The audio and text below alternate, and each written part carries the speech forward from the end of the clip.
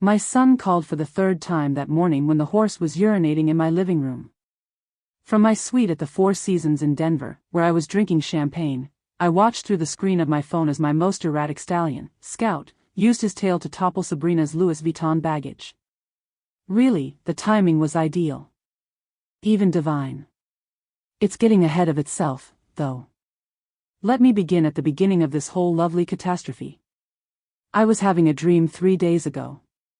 After 40 years of working as a senior accountant at Henderson & Associates in Chicago and 43 years of marriage to Adam, I had finally found my serenity at the age of 67. It had been 2 years since Adam's departure.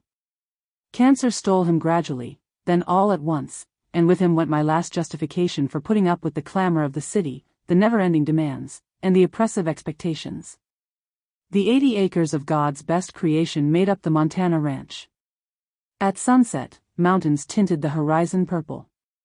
While my 3 horses, Scout, Bella, and Thunder, grazed in the pasture, I started my mornings with a cup of strong coffee on the wraparound porch and watched the mist rise from the valley.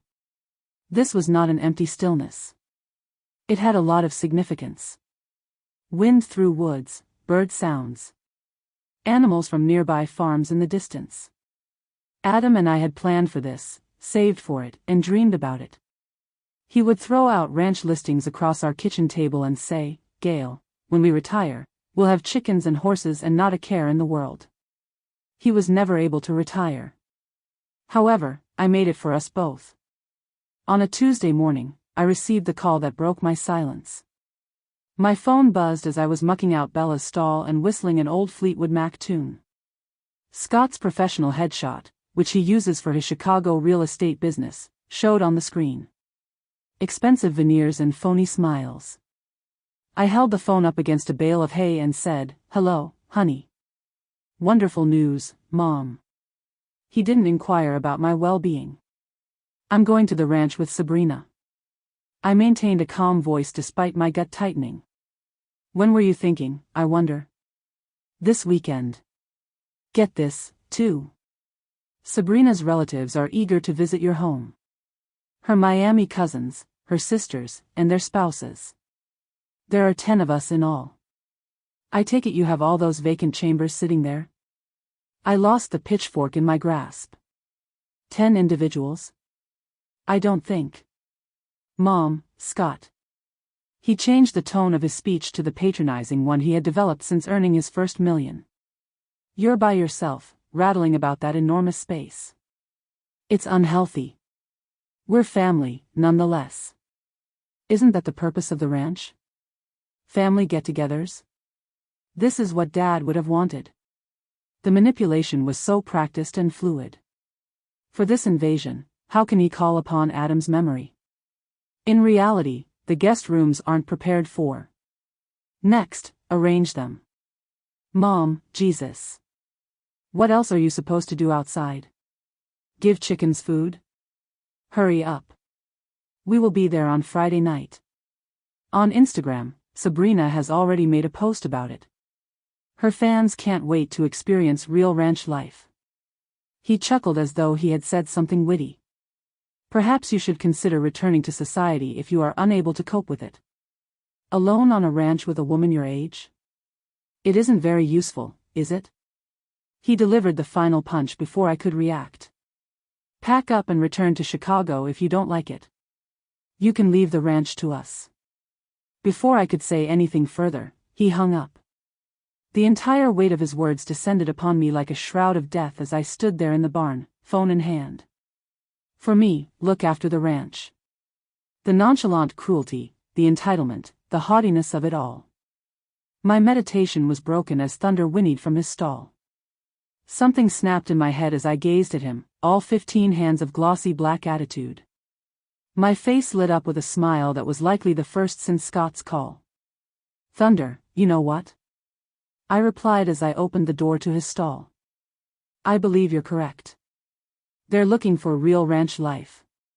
Let's show them what a real ranch is like."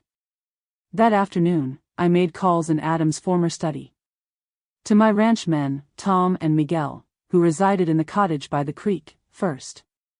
They came with the property when I acquired it, had owned it for 15 years, and knew exactly what my son had grown into.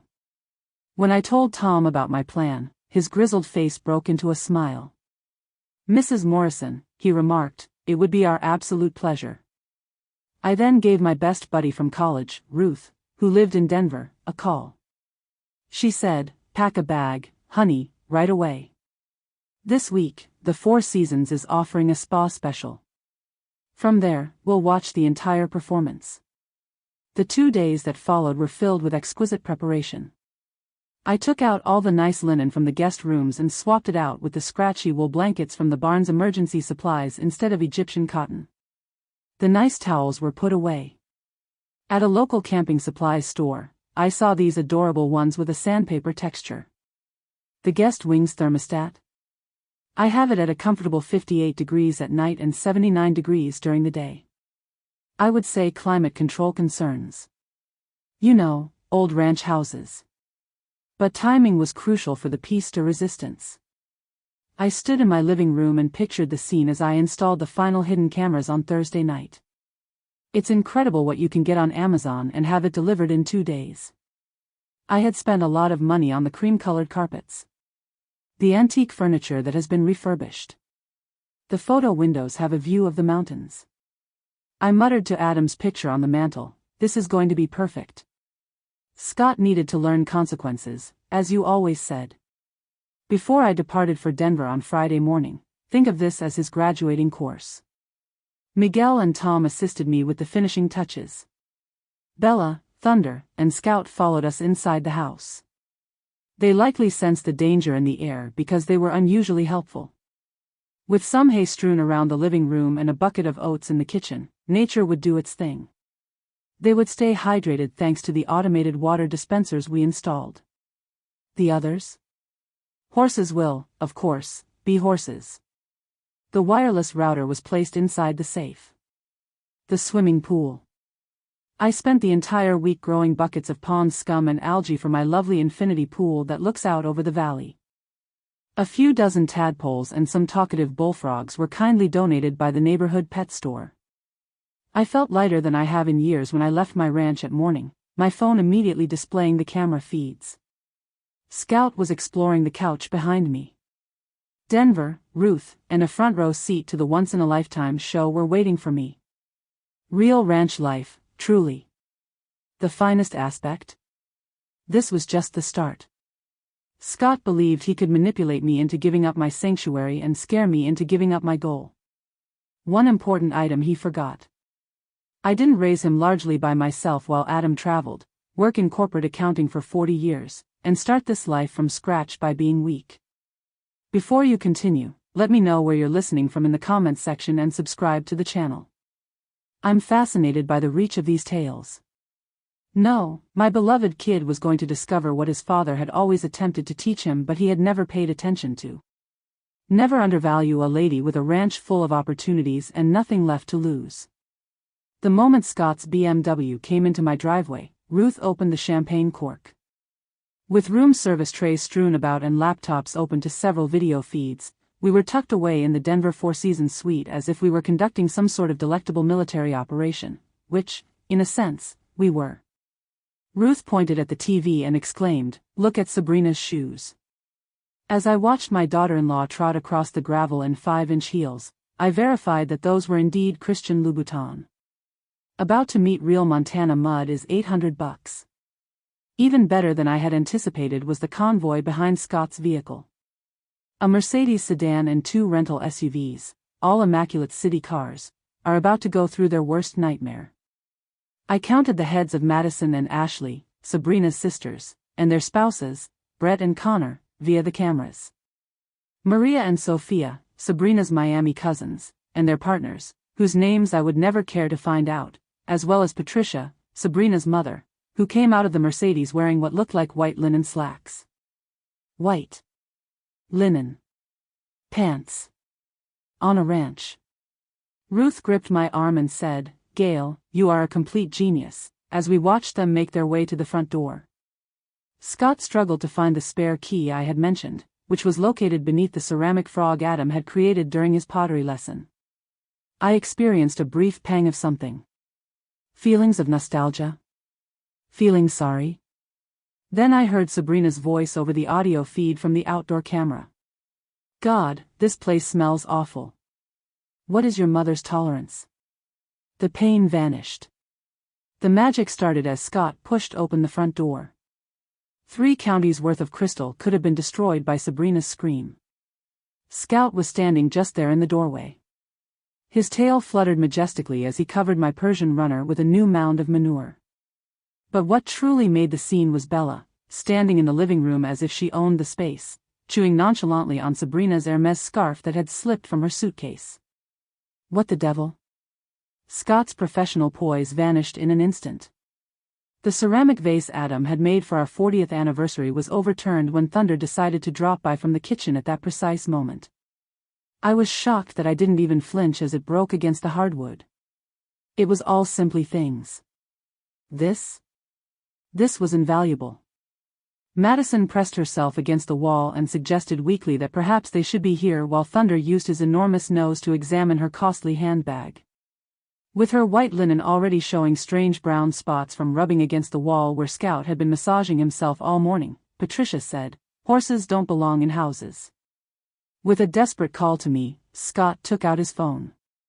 Before responding, I let it ring 3 times, speaking in a nonchalant, breathy tone. "Hello, sweetheart. Have you arrived safely? You have horses in your home, Mom." "What?" Despite his inability to see me, I gasped and clutched my chest. Ruth laughed so hard she had to conceal her lips. "That isn't feasible. The pasture must have been breached.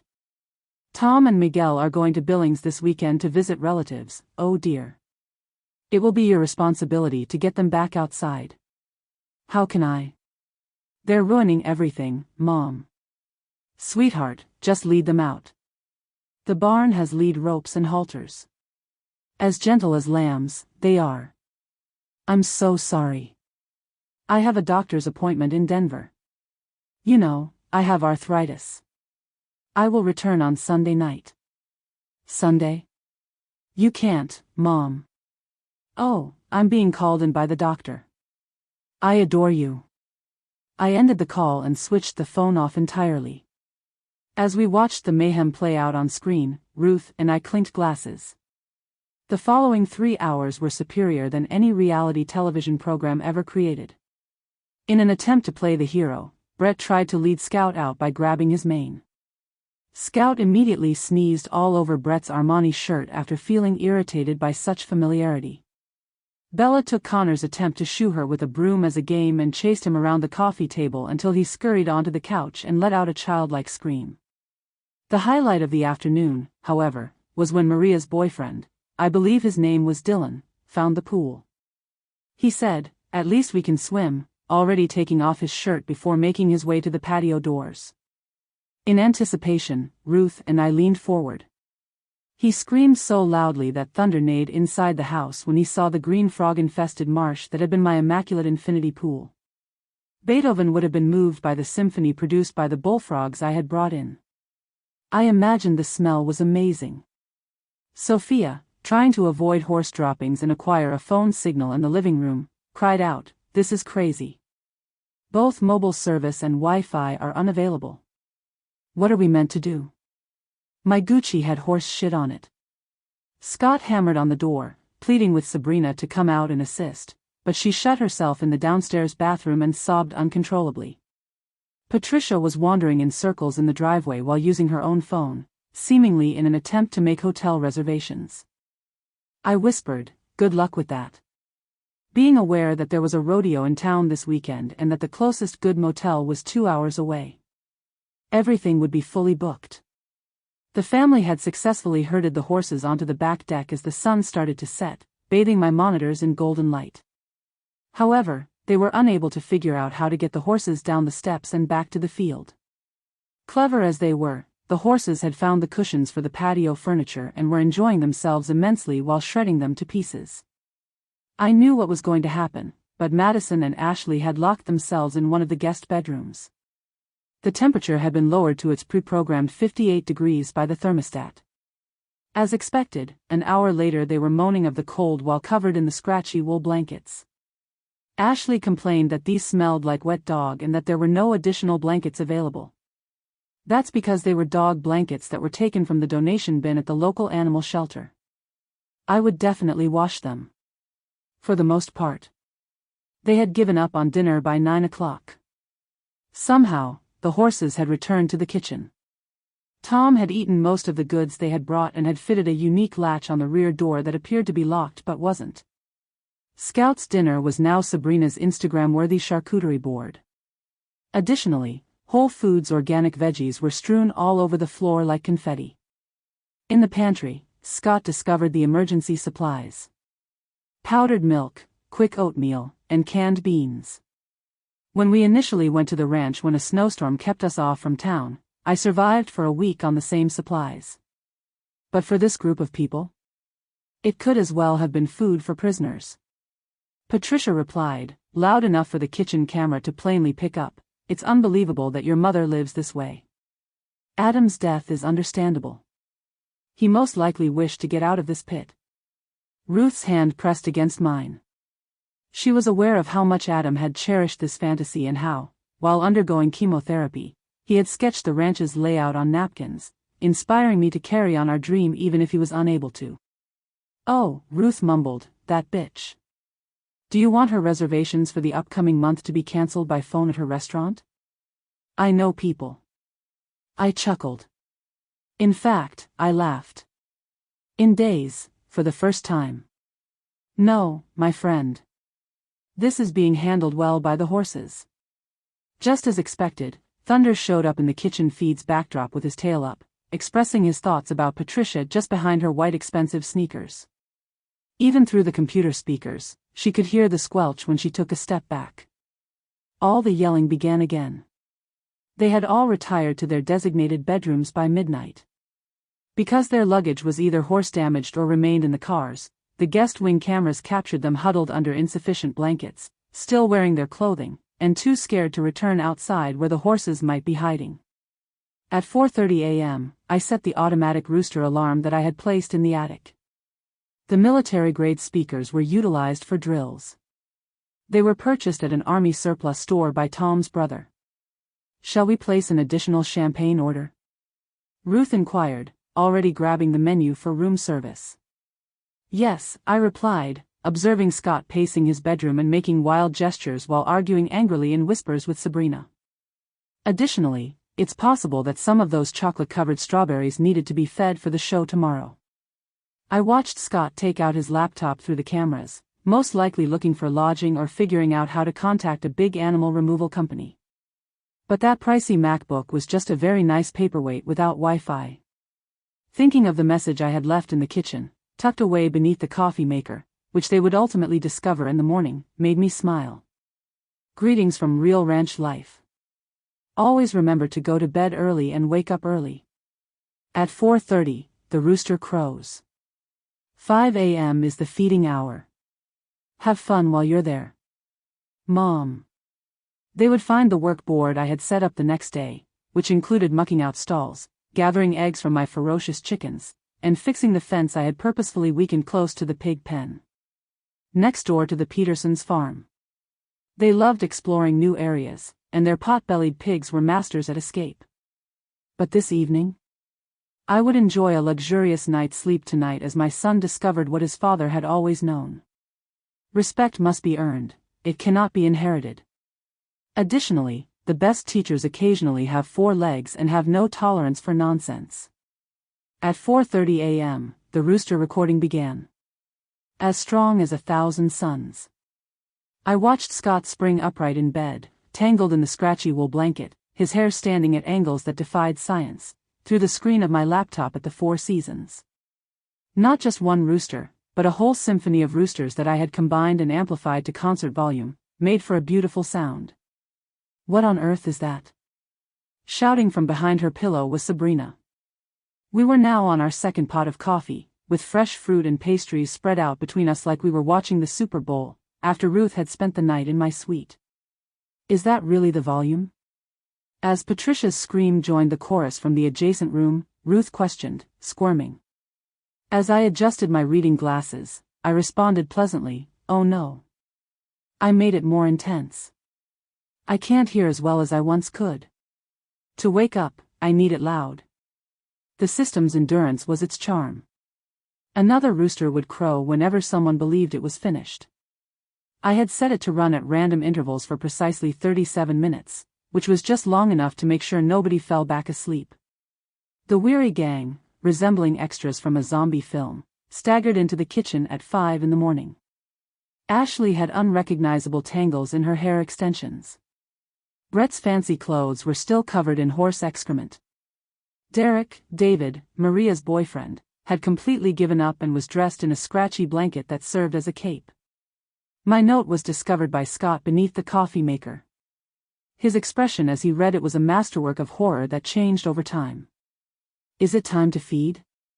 Looking over his shoulder, Connor read. "What is being fed?" The sounds from outside reached them at that moment. My feeders had not dispensed automatically. 30 chickens and 6 hogs from Peterson's farm had somehow gotten through the flimsy fence during the night after I remotely disabled them. And my 3 horses were gathering close to the house to express their annoyance. The loudest noises came from the birds. Diablo, a rooster that had won 3 county fair championships for most ornery fowl, was one of the heritage breeds I had especially chosen because he was the most belligerent. Madison screamed, yesterday's mascara running down her cheeks. "We're not farmers. This is crazy." In an attempt to retain some control, Sabrina ordered them to just ignore them. "We're going to get breakfast in town." Fortunately, Scott's phone's GPS told them that town was 43 minutes away. Just one way. "Where's the closest Starbucks?" 2 hours. I discovered instant coffee, Sophia declared, displaying the jug of decaf I had left out in the open. It would be a long time, if at all, before they discovered the actual coffee I had concealed inside the 10-year-old canned pears. The animals grew louder as they battled the antiquated stovetop percolator I had used in place of my Keurig machine. Thunder had found that he could use his head to pound the gate, producing a steady boom that reverberated across the valley. The pigs were excitedly remodeling the outdoor lounging area after discovering the patio furniture. However, Diablo had found that he could fly just far enough to touch down on the sill of the kitchen window. Through the glass, Sabrina and Diablo had a face-to-face, cinematic encounter. She let out a scream. He responded with a yell. The decaf was thrown at the window by her. He gave the glass a more vigorous peck. It wasn't yet 6 in the morning when Scott finally conceded, looking despondent, that we had feed them in order to get them to stop. Patricia declared, imposing herself on a kitchen chair that instantly wobbled, "I'm not touching those things." I had somewhat loosened one leg, but not enough to be harmful or bothersome. "Mom is right," Sabrina pointed out. "Scott, you're the man. It's handled by you and the other men." I saw Scott's jaw tighten. By now, his dad would have been out there, feeding the animals and most likely riding Thunder bareback across the pasture. Scott had always felt ashamed that Adam had grown up on an Iowa farm, preferring to explain that his father worked in agriculture technology. The men went out as if they were going into combat. I saw Brett step in a fresh load of horse dung right away through the outdoor cameras. Scout was incredibly prolific.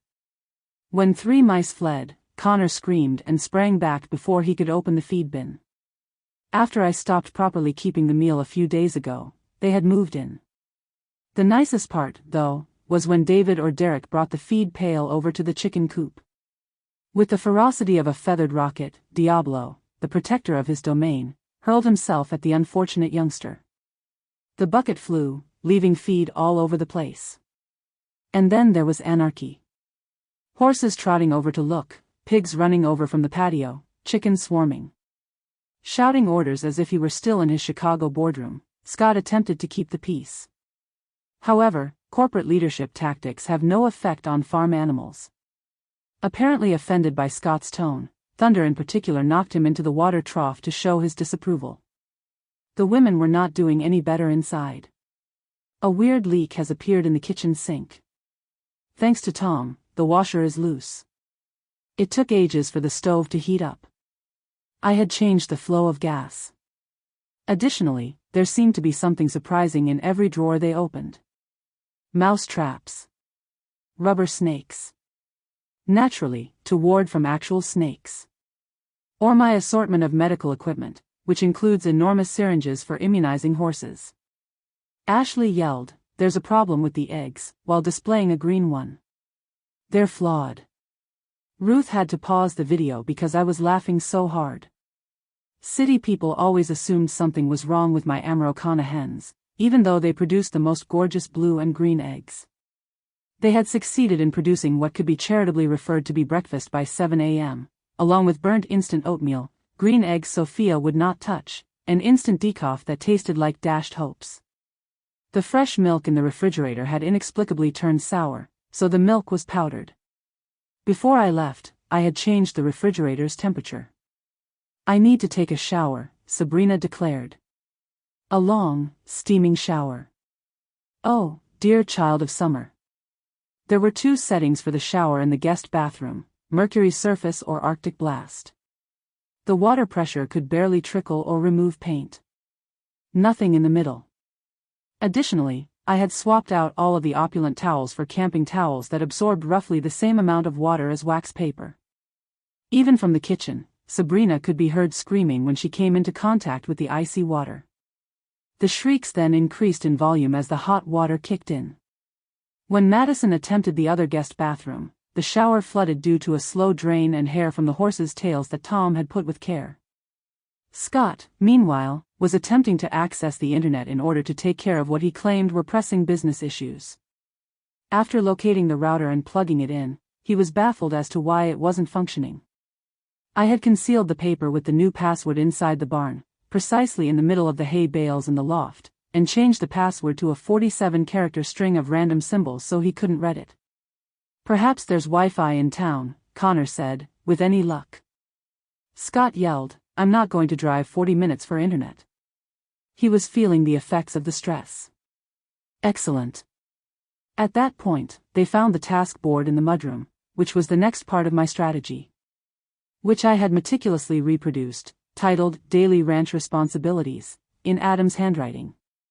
It looked legitimate and laminated, as if it had been there for ages. 8 a.m. muck stalls. Gather eggs at 8:30 a.m. Put on protective gear. Verify the fence lines at 9 a.m.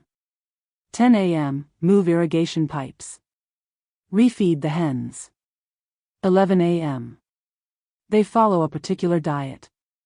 Pool filters should be cleaned. Noon.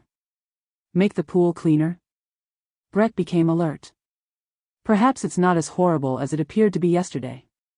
Brett is a sweet, innocent person.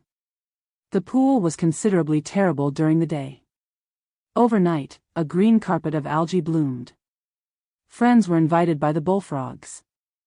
There was something floating menacingly in the deep end that could have been a little alligator but was more likely simply a big stick. It might have been paint peeling. Patricia said, "We're not going to do this. We didn't come here for this." "So, Patricia, why did you come?" She couldn't hear me, but I spoke to the screen. "For the complimentary trip? For the pictures on Instagram? To see my property and find out who your daughter married?" More champagne was poured by Ruth. As we watched them quarrel, we had moved from coffee. Sabrina wanted to get out of there. Scott was certain that the animals must not go hungry. The Miami cousins had already started packing. Standing on one leg close to the chicken coop, Brett was using what little cell service he could obtain to Google if horse dung may cause diseases. Then the time I had been anticipating arrived. Desperate and frustrated, Scott rushed to my bedroom to see if there was anything that could be of assistance. A new password for the Wi-Fi. Tom and Miguel's contact details. Anything. He discovered the mail, written in my handwriting and addressed to him, on my dresser. One sheet of paper with a single text on it was inside. "By the time you finish reading this, Scott, you will have had only a small taste of what it really takes to run a ranch. For the latter 2 years of his life, your father did this every day. Because he enjoyed it, even while undergoing chemotherapy. It was more than simply a dream. We owned it. You don't belong here if you are incapable of respecting that in me. The horses are aware of it. The hens are aware of it. The pool's bullfrogs are aware of it as well. Do you? A picture Adam had taken a month prior to his death was underneath it. Wearing his worn-out cowboy hat, he was sitting on Thunder and smiling as if he had won the lottery. I was in the background, hardly noticeable. Wearing his old flannel and rubber boots, mucking out stables while giggling over something he had said. Here, we had felt so content and whole. I watched through the camera as my son collapsed onto my bed, holding a letter, his face displaying a range of emotions I hadn't seen since Adam's burial. Disgrace. Recognition. Perhaps even comprehension. Then, however, Sabrina's voice broke the silence. There's a problem with the toilet, Scott. It continues to make noise. The enchantment was broken. After folding the letter and putting it in his pocket, he proceeded to fix the toilet that was running strangely. If you were a skilled flapper, this adjustment would only take 5 seconds. If you didn't, hours. At the Four Seasons, we placed an order for lunch. The salmon was mine. The prime rib went to Ruth. Scott had left 17 missed calls, Sabrina had left 23, and Patricia had sent me a text that simply said, "This is elder abuse." Elder abuse. I laughed so much that the waiter stopped by to see how we were doing. Their first full day at the ranch was coming to an end. I could see them all huddled together in the living room, filthy, defeated, and exhausted, thanks to the cameras. They'd managed to gather some eggs, feed the animals, and lose 3 to Diablo's wrath. Brett had also slipped into the pool when attempting to skim the algae. Since no one wanted to drive to town, they were eating old crackers and canned beans for supper. Outside, the horses had gotten into the kitchen once more and were devouring everything that could be eaten. I raised my glass and said to Ruth, "One more day. They will shatter totally in another day." She said admiringly, "You're evil. Utterly wicked." "No," I clarified, recalling Adam, our shared life, and the hope Scott wished to rob. "I'm merely a rancher defending her property." I can only say that Saturday morning came with biblical accuracy. Tom's late-night efforts before he went for his family visit had somehow made the hole in the fence bigger overnight, as the Petersons' pigs discovered at 3:47 a.m. Under the guidance of a huge sow named Bertha, all 6 pigs entered my land and found the greatest prize. The windows of Sabrina's Mercedes were cracked to allow air to flow. The 4 a.m. auto alarm was amazing. I watched through the cameras as Scott stumbled outdoors while attempting to chase 3 pigs out of the back seat while wearing only his underwear and those goofy city slippers. Bertha was happily chewing what appeared to be Sabrina's $500 leather purse while settling into the driver's seat. His motto against the turmoil was, "This can't be happening." Oh, but it was. At precisely 4:30, the rooster recording entered the symphony. I had mixed in some peacock screams this time. Connor actually fell out of bed, taking a light and the scratchy blanket with him, since the sound was so awful. They all appeared to be survivors of some catastrophic event by the time they gathered in the kitchen at 5 in the morning. Patricia had discovered what looked to be her husband's 1987 golf attire in the attic, leaving her white linen behind. Madison was dressed in a horse blanket. Despite the morning chill, Derek David was shirtless and had completely given up. "We're going," Sabrina said. "Today. Right now." "The vehicle?" Scott got going. "The car doesn't matter to me. Give a rental firm a call." At that point, they found that the closest rental car was at the airport, 2 hours distant, and they had a full schedule because of the rodeo. The neighborhood taxi service?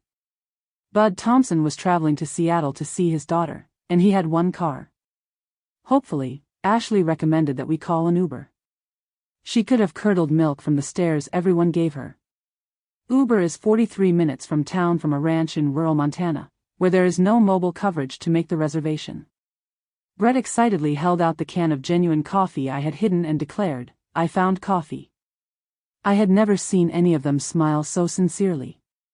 They were so preoccupied with the coffee that nobody asked Brett why he was looking behind canned products that were 10 years old. Tiny favors in times of need. A fresh sound entered the morning chorus as they waited for the ancient percolator to do its magic. Thunder had mastered the art of opening the barn door by literally working the lock with his teeth, rather than breaking it down. He was now escorting Scout and Bella around the house in what could only be called a victory parade. How do they have such intelligence? Maria sobbed as she peered out the window at the horses. I toasted them with my mimosa and stated to my laptop screen, "They're ranchers' horses. The best teach them." Nature literally called at that moment. I had had the septic system serviced just before my strategic departure, but I had warned Scott that it had been acting strangely lately. At that precise moment, the system decided to back up just enough to render the downstairs bathroom unusable and to produce a stench that sent everyone running to the porch, where Diablo was waiting. The porch seemed to have become the rooster's new realm. With the fervor of a medieval warrior, he had taken up residence on the porch swing and was defending his area. Connor attempted to talk sense into his head. A rooster cannot be reasoned with. Spreading his wings and preparing his spurs, Diablo launched himself. The land speed record was broken by Connor's retreat. Scott eventually acknowledged that we needed assistance and took out his phone to try phoning me once more. With a voice as upbeat as Christmas morning, I answered on the first ring this time. "Hello, sweetheart. How is the ranch doing? We need you to return, Mom. Everything is disintegrating. Dear, oh dear. What's the matter?" His voice became more desperate as he began to enumerate the catastrophes. As Ruth recorded my Oscar-winning portrayal of a worried mother, I made the proper worried noises for the world to see.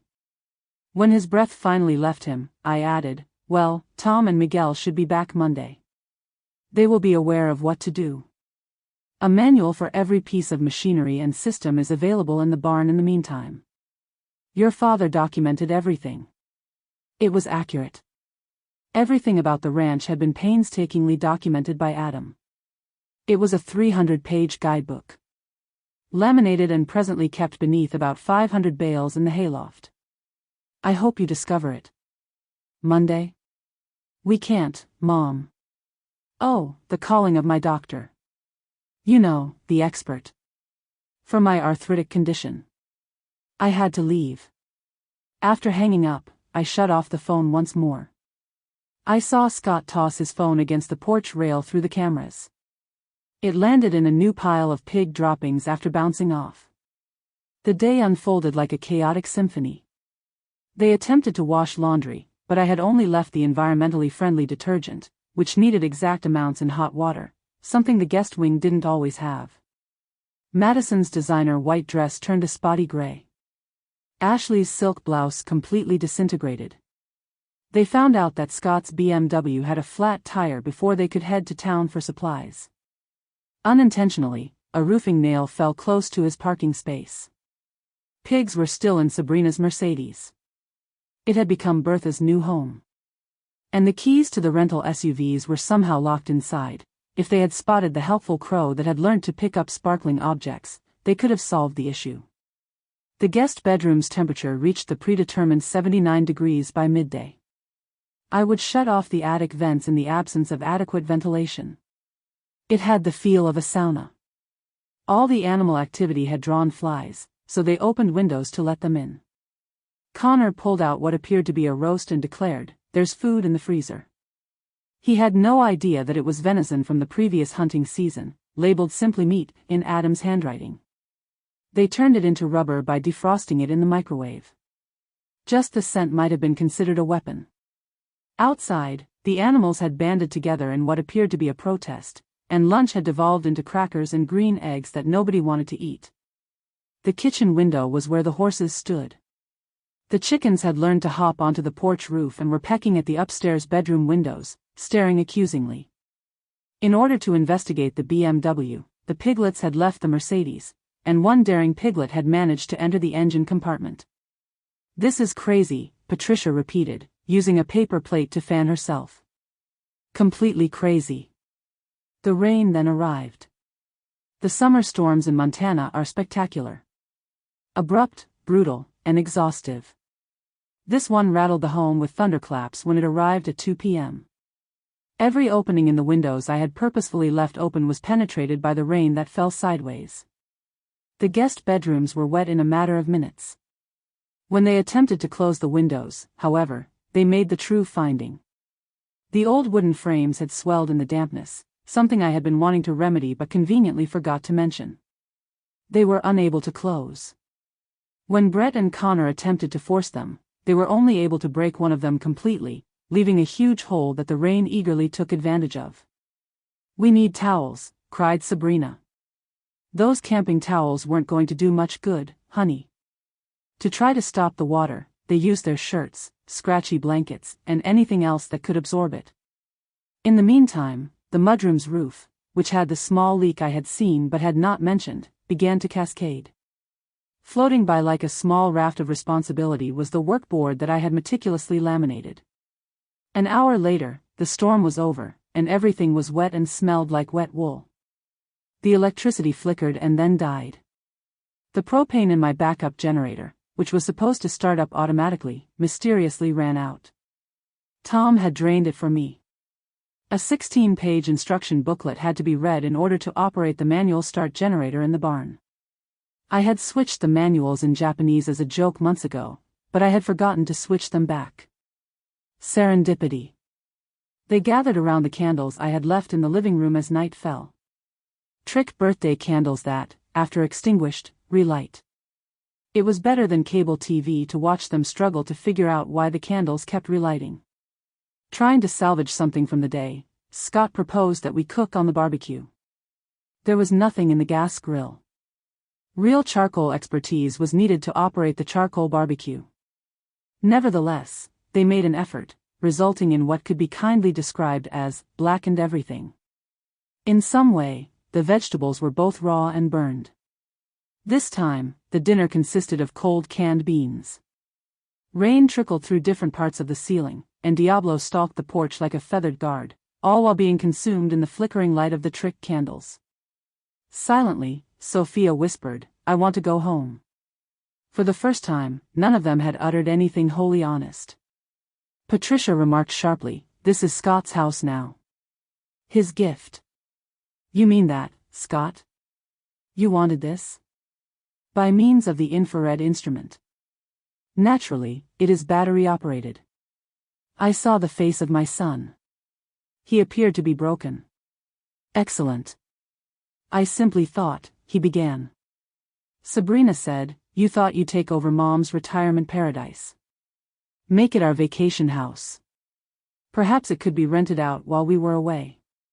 "You discussed it for months," Madison continued. "The value of the property in monetary terms. How it might be divided. Split it up. My 80 acres. Our vision." As we watched, Ruth squeezed my hand. "Are you all right?" "I'm flawless," I said. And intended it. 9 p.m. A mystical event took place. The Montana night sky was breathtaking as the clouds parted. The Milky Way may be seen in all its splendor, with thousands of stars. I saw them step out onto the porch through the cameras. At last, Diablo had taken up residence in the coop. They were silent for a minute as they gazed up into a sky free of city lights, something that most of them had never seen before. Connor indicated Mars. It was Ashley's first shooting star. The grandeur of it seemed to envelop even Patricia. "It's lovely," Sabrina said softly. Suddenly, Scott added, "Dad loved this. Here, he used to send me pictures of the night sky via email. I never looked when I erased them." Like another light, the confession hovered in the air. He went on, "He built this place for Mom. Each garden bed, each fence post. He was out here working even when he was ill. And I referred to it as a waste of money." Patricia informed him that you said worse than that. Because she did, of course. The instant broke. They returned to their dim, wet quarters. I observed through the night vision cameras as they turned on and off the unpleasant mattresses, which were too hot at one point and then too cold, with scratchy blankets offering little solace. The coyotes began howling around midnight. Close enough to be heard well through the broken window, but not close enough to be harmful. The owls then joined in. Then Bertha found the horn while still in the Mercedes. Sunday. Another day. They would shatter entirely tomorrow, and I would come back to take back my empire. But for a brief time tonight, Scott had thought about his father beneath those stars. That exceeded my expectations. Perhaps more than he merited. Are you prepared for the big reveal? Pulling up the weather forecast on her phone, Ruth asked. I checked Sunday's forecast, which showed 102 degrees, no clouds, and a wind advisory. I raised my glass of champagne to the screen where my son was sitting in the dark, suddenly realizing what he had attempted to grab. Oh yes, I said. Let's get this done right. The finest aspect? I still hadn't used my hidden weapon. They would meet the llamas tomorrow. The Weather Service would later describe the Sunday morning temperature surge as an unprecedented one for the season. It was already 85 degrees at 6 a.m. It was almost 90 by the time the weary crew staggered into the kitchen at 7 in the morning following another rooster serenade. How come it's so hot? Ashley groaned and used a paper towel to fan herself. Because I had turned off the central air conditioner before I left, sweetheart. All that was left were the insufficient window units in the guest rooms, which needed electricity that they lacked. In Adam's workshop, behind about 700 pounds of lumber that I had had Tom put there for winter tasks, was the generator's manual override. While Ruth and I were enjoying Benedict, eggs, and perfectly regulated air conditioning at the Four Seasons, I watched through my laptop as they learned that the refrigerator, which had been without electricity for more than 12 hours, had turned into a package of rotting food that may cause food illness. Everyone ran to the porch, where the llamas were waiting, as soon as Connor opened it because of the smell. I should now discuss the llamas. I didn't own them. 2 properties over, they were owned by the Johnsons. However, when they discover weak points in fences, llamas, like kids, have a tendency to wander. A very handy route from the Johnsons' south pasture straight to my front yard might have been made by someone, certainly not Tom, on my orders. 3 llamas. Spitting Napoleon. The screamer was Julius.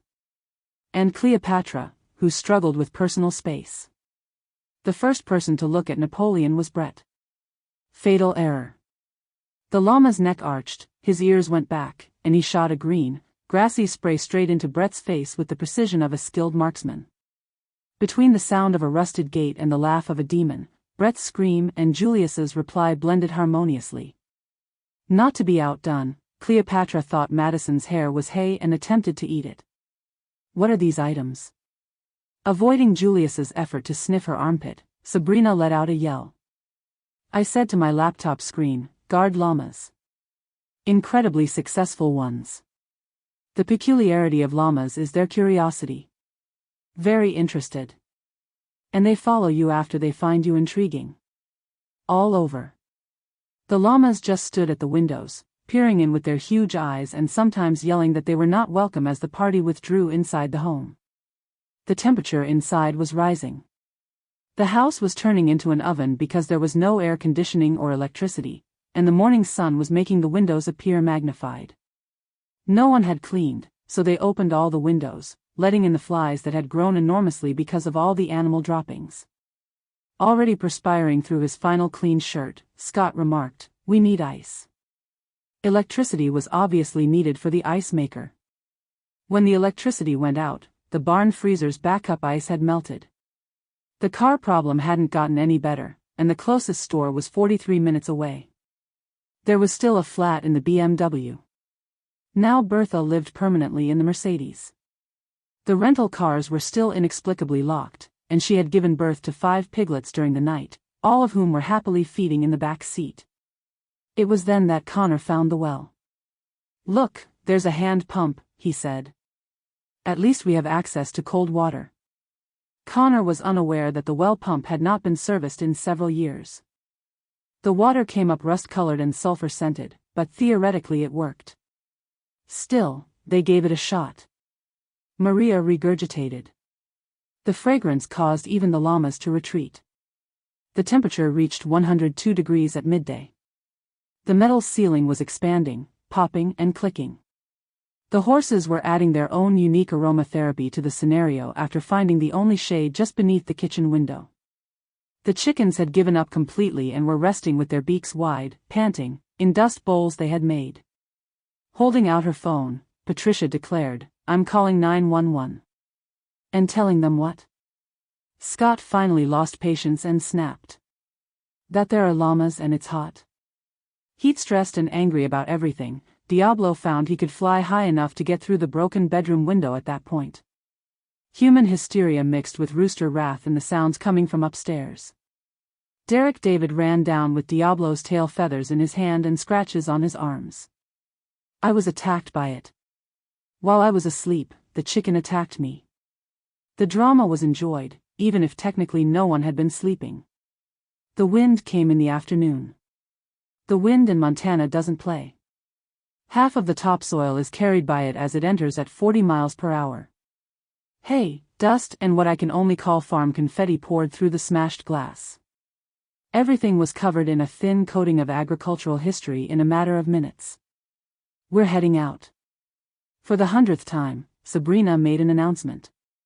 "If necessary, we will stroll to town." As Scott noted, it's 105 degrees. It's more than 40 miles. We will perish. Here, we're dying. They heard the trucks at that point. With horns honking and music blasting, 3 pickup trucks thundered down the road. The horsemen? Rescue? No. The Hendersons from the ranch next door were attending the Sunday gathering. I had signed up to host weeks before, but I had forgotten to mention it. A karaoke machine, coolers of beer, and casserole dishes were among the 15 individuals that poured out of the vehicles. All 300 pounds of Big Jim Henderson seized Scott and gave him a bear hug. "Gail's boy, you must be. She filled us in on you. Claimed that you were itching to live on a ranch." What? "Do not be concerned. We brought everything. Even managed to get the truck's mechanical bull in. You wanted to learn to ride, according to your mother." As they unpacked and positioned a real mechanical bull in the front yard, Ruth and I almost choked on our mimosas while seeing Scott's expression. This captivated the llamas. Napoleon spat on it right away. The power outage didn't matter to the Hendersons' fortunate souls. Their trucks were equipped with generators. The heat didn't matter to them. Ranchers were what they were. Even when Dolly, Big Jim's wife, inquired, they showed no interest in the llamas. "Are these new?" I don't recall Gail talking about llamas. 3 hours of coerced interaction ensued. The Hendersons were kind folks, and they figured Scott's family was just as excited about ranch life. They were interested in learning about their ideas for the farm, their preferred kinds of cattle, and their opinions on rotational grazing. Madison made an effort to clarify that she was from Miami. This served as an opportunity for little Jim, Big Jim's son, who was actually larger than Big Jim, to tell her about every Florida native he had ever met. The 45-minute account featured pictures. Brett was pushed onto the bull that was mechanical. After 1.5 seconds, he was thrown into a heap of hay that the llamas had been using as a restroom. The Hendersons applauded as though he had won an Olympic gold medal. Dolly assumed she needed girl talk about being a ranch wife, so she followed Sabrina when she shut herself in the toilet to cry. I heard Dolly giving thorough instructions on how to castrate bulls, treat foot rot, and give birth to animals via the bathroom camera. At 4 p.m., karaoke got underway. Big Jim demanded that everyone take part. The version of Friends in Low Places by Connor Napoleon Screamed Along stands out in particular. Patricia appeared to be passing kidney stones while she was made to sing, "Stand by Your Man." "So when's your mom coming back?" Little Jim's question was the one that shattered Scott entirely. She assured me that she would show me her new canning apparatus. Scott murmured feebly, "She's in Denver." Medical-related items. Medical information? Big Jim gave a loud roar. "Compared to my prize bull, that woman is healthier. Last week, I witnessed her tossing bales of hay like pillows." "What sort of medical equipment?" Scott was unable to respond because Bertha, who was guarding her new piglets, believed the artificial bull posed a threat at that moment. As 15 ranchers run for cover and llamas scream, a 400-pound sow charges a mechanical bull. Nature documentaries ought to discuss encouragement. The Hendersons eventually departed before dusk, but not before removing the mechanical bull and obtaining pledges to repeat this every Sunday since you all need practice. As night fell, the family sat on the yard's rubble. Covered in dust, perspiration, and other animal fluids, there was no power and no safe food.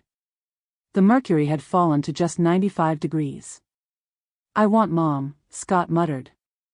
Even Sabrina gave him a somewhat pitying glance because it was such a childish comment. "I want my mother." He said it again.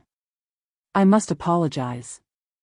I watched via the webcam as he took out the note I had left there, now soiled and crumpled. He read it again, aloud this time. His voice broke as he reached the section about Adam doing this while receiving chemotherapy. Patricia remarked, "We should go," but her tone was devoid of hatred for once. "With what vehicle?"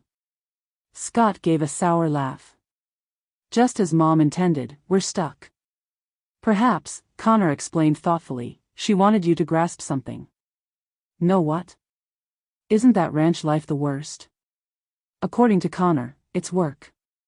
Work hard. Each day. And now she does it by herself. There was a long pause. With their silhouettes against the darker sky, even the llamas had become quiet. Scott acknowledged at the reception the day following Dad's burial that I had advised her to sell. I grabbed her aside and told her that Dad was selfish for wanting to die here and that she was too old to manage this home by alone. Patricia flinched even at that. I had a development company lined up as a buyer. It would have cost them 3 times as much as she did.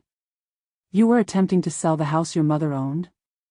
Startled, Ashley inquired. "I believed I was assisting.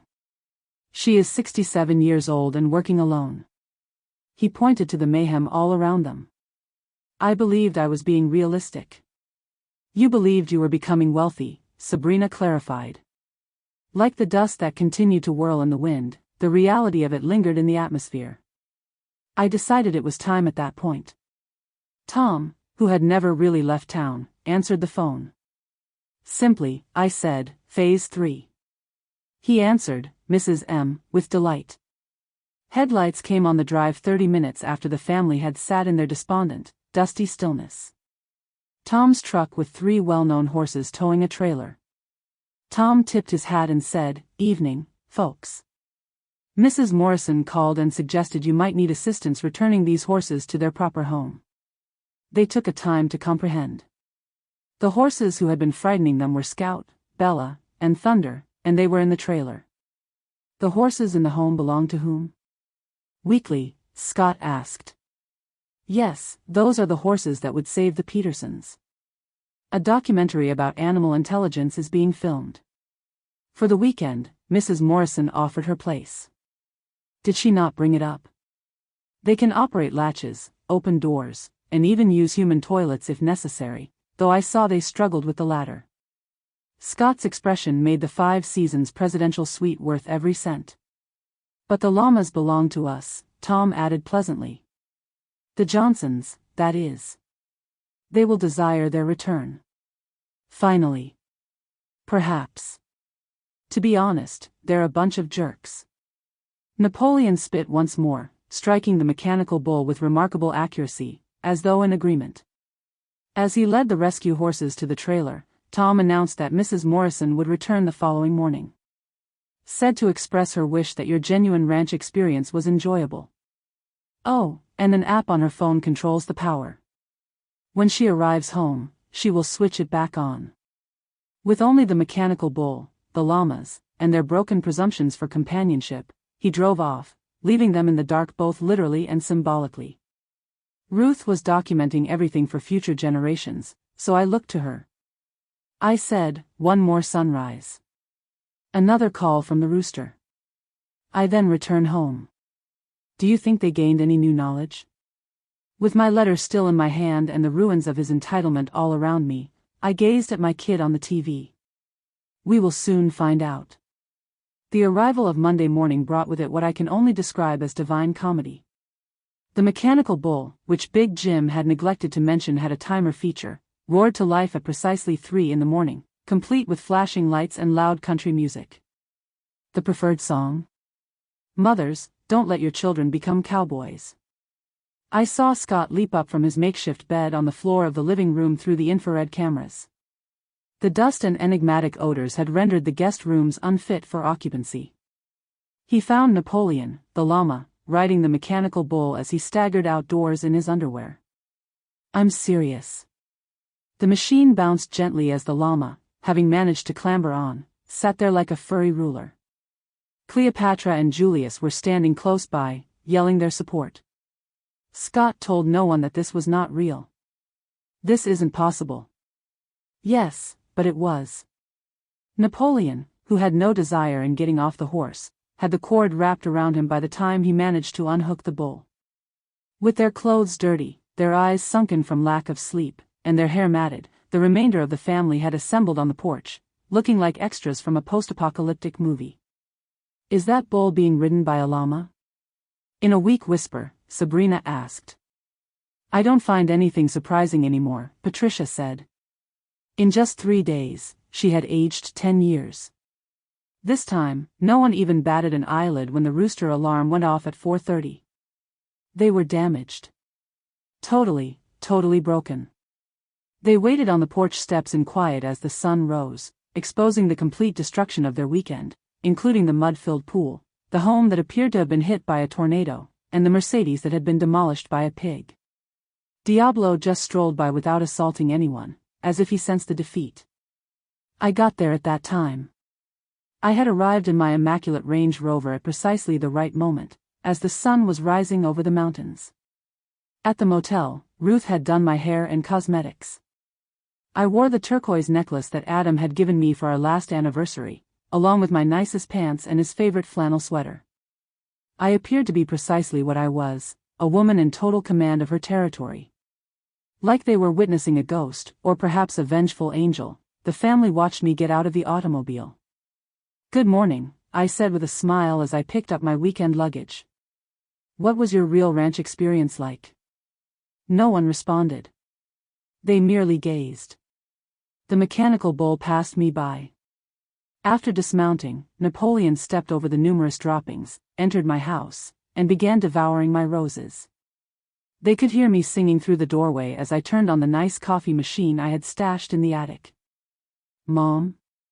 When he did, Scott followed me inside. Yes, sweetheart. You were in Denver, right? The spa of the Four Seasons is first-rate. Did you know that they wrap you in Swiss chocolate as part of their treatment? Incredibly soothing. I took my phone out, and after 3 taps, the power was restored. The air conditioner was humming. The purr of the refrigerator began.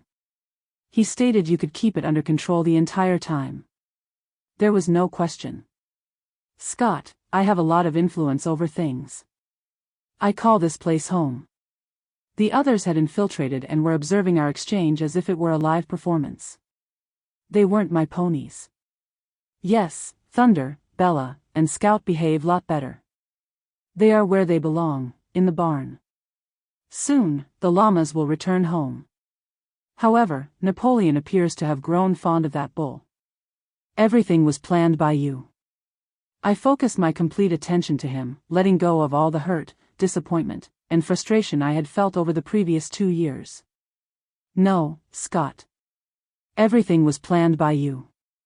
You intended to scare me into going. You intended to occupy my house. You intended to invest in Airbnb in order to realize your father's and my goal. You even spoke with the development company about partitioning the property and looked into my finances. Sabrina let out a gasp. That final portion had been unknown to her. How did you? The sister of my buddy Ruth is married to Mr. Davidson of the development company. It's a small world, is it? Finding out that you were discussing the sale of real estate that you do not own piqued his curiosity. I was attempting to assist. No. I could have frozen hell with my voice. You were attempting self-help. You referred to it as your inheritance. Scott, tell me. What did your father leave you? He didn't say anything. What he left you, I'll tell you. In spite of your selfishness, he left you a loving mother. You choose to ignore the memories he left you. You rejected the values he bequeathed you. He gave you a chance to be a greater guy than you have decided to be. I reached inside my backpack and took out a document. This is the ranch's deed. It has been moved to a living trust, as you can see. You don't receive any benefits. The ranch will continue to operate as an animal refuge and functioning farm for all time. The Henderson family will run it after my death. Who truly know what it means to be in love with the land? Patricia's voice was choked. Scott became pallid. Did you leave him out? Sabrina muttered. He gave me exactly the same thing that I gave him. No regard, and no ownership of what I have created. I turned to speak to everyone. You treated my house like a hotel and me like the helper when you arrived here without my invitation. Before I was even deceased, you shared on social media that you had inherited a property. You planned to take advantage of our labor and whined about every facet of the life your father and I had chosen. Not at all, Scott began. Scott, I have recordings. Every time you spoke on the phone about my decline. Every time Sabrina and I talk about how to deal with me. The group text in which you guys labeled me a stubborn old woman pretending to be a farmer and made fun of the ranch. I showed them screenshots from my tablet. Their own harsh and scathing comments. I went on, but here's what you don't have recordings of. Sitting on that porch 2 weeks before he passed away, your father made me swear not to allow you to ruin this property. He was aware of your transformation. He knew, even if it crushed his heart. Scott took a seat in a chair. He was finally feeling the full weight of everything, the loss, the recognition, the shame. I said softer, I do love you, Scott. I always will. However, love does not include tolerance for rudeness. My dreams don't have to be sacrificed for your avarice. Furthermore, it doesn't entail allowing you to make our haven into a market. What should we do at this point? Patricia inquired, perhaps still not understanding. You're expected to go. Tom will be shortly with a tow truck to pick up your vehicles. Your intention to return the vehicles today has been communicated to the rental company. I did indeed find the keys. They were concealed in the barn rafters by the crows. Amazing animals. Crows. Sabrina began, though. However, nothing. I call this place home. This place is no longer yours. The quiet was overwhelming. Connor, of all people, finally raised his voice. Mrs. Morrison, we must apologize to you. An actual one. We apologize, Ashley said softly. This location is. In fact, it's stunning. We simply were unable to see it. I acknowledged with a nod but remained silent. Words of apology were used. Adam always advised paying attention to what people did rather than what they said. They cleaned up the worst of the damage and packed in 3 hours.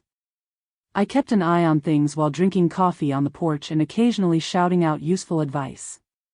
After birth, the pig need a special cleaning. Under the sink, that is. Llama poop has an acidic pH. You should scrub more thoroughly. The pool filter isn't filled with mud. Tom showed there with a crew and his tow truck. After being retrieved, the cars were briefly cleaned and made drivable. Napoleon expressed his feelings by spitting on Scott one final time for good measure, but the llamas were loaded into a trailer. Scott came up to me one last time before they left. Mom, I know, I answered. Are you sorry? You'll perform better. I take it you want another chance? He gave a pitiful nod. Just earn it, I urged. Not in words. Not with ostentatious displays. Over time. And real transformation. While battling cancer for 2 years, your father built this place entirely by hand. It's impossible to come here for even a weekend without grumbling. Give me a call when you can match his dedication to something greater than yourself. How can I tell when it is? You'll be aware. Then he gave me a hug. Clumsily, momentarily. It was the first genuine feeling he had displayed during the weekend. They left in a caravan of wrecked cars and wrecked egos. Sabrina didn't turn around. Patricia was likely grumbling to her bridge club on her phone at the moment. The Miami cousins would tell a story that no one would believe. Scott, however, turned around. Once. And I noticed something that could have been understanding in that look. Or simply regret. Time would tell. Tom assisted me in returning my real horses to the pasture. Scout rolled in his favorite patch of dust right away. Bella approached the apple tree at a trot. Standing at the fence, Thunder looked contentedly around his dominion. What a weekend, Mrs. M., Tom smiled. The accommodation and your overtime pay were well worth the money. This would have delighted Mr. Morrison. I concurred. Nevertheless, it is likely that he would have employed real skunks rather than merely skunk spray. As we stood there in the afternoon sun, we chuckled. Surrounded by a working ranch's controlled turmoil. Adam's favorite whiskey was in my glass as I sat on the veranda that evening, watching the sunset turn the mountains gold and purple. Aside from the typical noises of horses nickering, chickens going to sleep, and the distant hum of cattle, the ranch was silent. It buzzed on my phone. Scott texted. You still have the mechanical bull in your yard. I responded to the text. Think of it as a tribute to genuineness. After that, I switched off my phone, lifted my glass to Adam's memory, and relished the quiet that came from a home being recovered and a dream being protected. What would you think of my handling of unexpected visitors? Please subscribe to the channel and leave a comment. Keep in mind that this is my ranch, my story, and my rules. Tomorrow at 4:30, the roosters would crow once more, but I would be the only one who would hear them. And it should be just that way. Blessed tranquility prevailed for 3 weeks. The rhythm of the ranch returned. Coffee in the morning as the sun rose, and afternoons spent caring for the garden that Adam and I had planted. Nights spent with my equines. The mechanical bull, a symbol of well-defended boundaries, remained in the front yard. I had surrounded it with flowers. The neighbors believed that I had gone insane. Never had I been saner. Then came the letter. It was a real handwritten letter in Scott's meticulous script, not an email or SMS. He was sitting at our kitchen table in Chicago at the age of 7, his tongue sticking out in focus, writing in the exact calligraphy that I had taught him. Greetings, Mom. I have been volunteering at the Veterans Ranch in Colorado, which uses equine therapy to treat injured soldiers. Dad mentioned it once, I think. I've been feeding horses, cleaning stables, and learning to listen and keep quiet. Marcus, a veteran who lost both legs in Afghanistan, told me yesterday that I made him think of his son. Hard head, soft hands, he said. He then showed me how to bridle Warrior, a horse that only trusts those who treat him with true respect. 6 hours passed. I shed 2 tears. When I stopped attempting to prove anything and simply waited in his stall, silently awaiting authorization to be in his space, Warrior finally allowed me to approach. I believe I finally get it. Not requesting anything. I just wanted to let you know. Scott P.S. Sabrina made a divorce filing. The Mercedes was hers. The interior had been damaged by the pigs to the tune of $30,000. Sitting at the same kitchen table where I had taught him to write, I read it 3 times. Was this manipulation or growth? Time would tell. Redeeming someone is a marathon, not a sprint, as Adam used to say. Ruth called 2 days later. You should check Facebook. I didn't often use social media, but when I did, I discovered something surprising. A video had been posted by Scott. Grainy, obviously stolen without his consent. He was battling with a bale of hay twice his size in a barn that was covered with muck and filth. He was kicked once and fell twice. Not difficult, but sufficient. And the horse started spreading it around as soon as he managed to get it into the stall. It said, Week 3 at Healing Hooves Veterans Ranch. At last, I can see why my mother chuckled when I claimed that ranching was nothing more than animal husbandry. It's Thor. I'm learning humility from him. He does his work really well. I'm sorry, Mom, if you see this. For everything. The remarks were intriguing. This is why we're divorcing, Sabrina had wrote. What a waste of an MBA, Patricia added. Others included the ranch director complimenting his work ethic, veterans thanking him for his assistance, and a man named Marcus commenting, "City guys getting there, slowly." I didn't answer. Not quite yet. Another letter a month later. Mom, I heard from a veteran's wife today about how they lost their farm during his deployment. They had to sell everything, including a stallion they had bred and reared, after 20 years of raising horses. As she described the dawn over their pastures, she sobbed. I assist them in completing grant applications so they may start afresh. I'm skilled at it. Finances, systems, and paperwork. However, I now know the meaning of the numbers. Every line item represents a dream. Coffee in the morning while observing horses, and coyote listening in the evening. These days, I think about Dad every day. About how he smiled at the mountains that morning on the ranch, despite the fact that the chemotherapy was ruining him.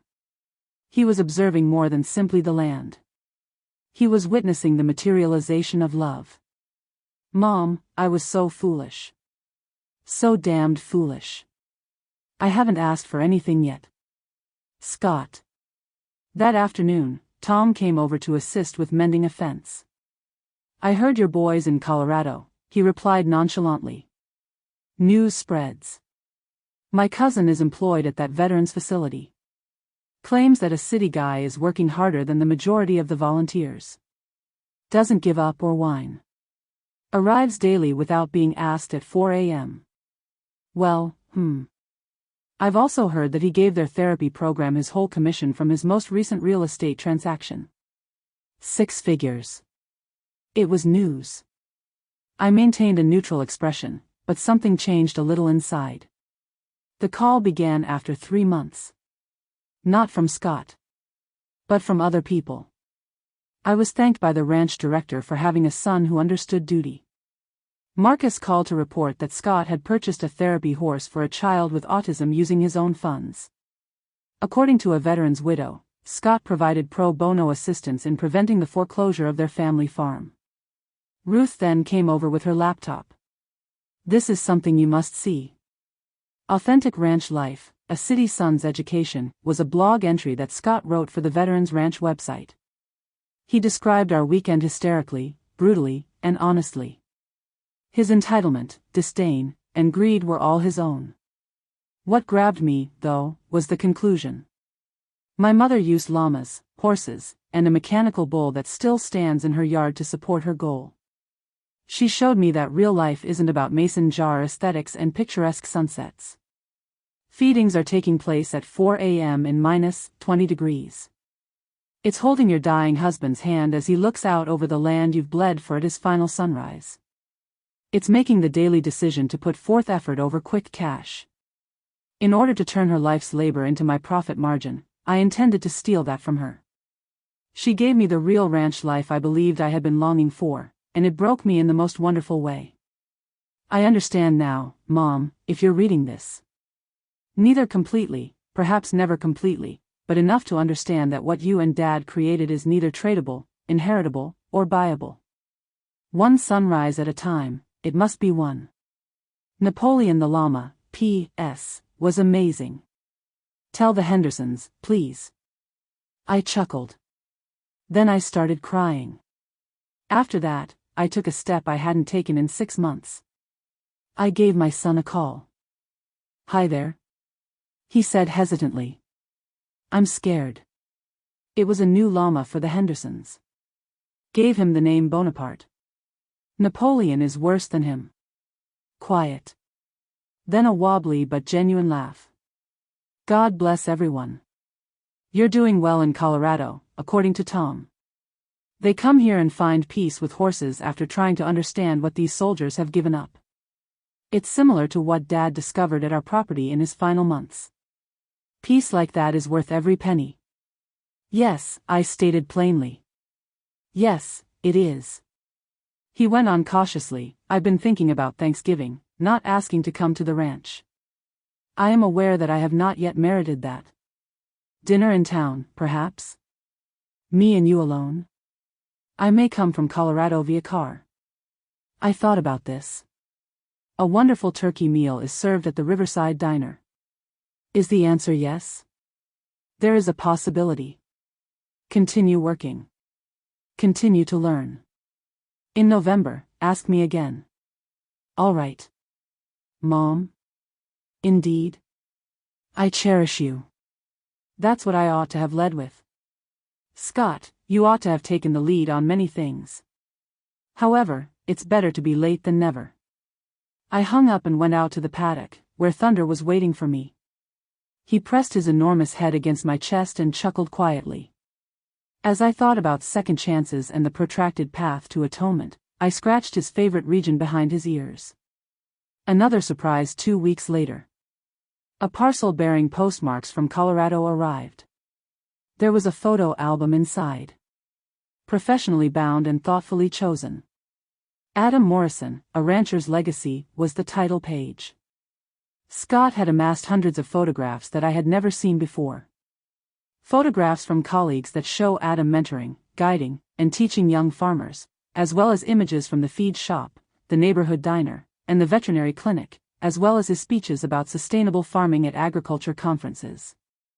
Adam is revered, adored, and remembered everywhere in our small town. A picture I had taken but forgotten was on the final page. 5 years ago, Adam and Scott were trying to fix a fence together. Adam was gently correcting Scott's grip on a hammer while they were both giggling. Scott had written, he tried to instruct me, beneath it. I resisted learning. It's my loss, not his. I'm grateful that you and the ranch were the things he loved the most. I was not worthy of inheriting anything.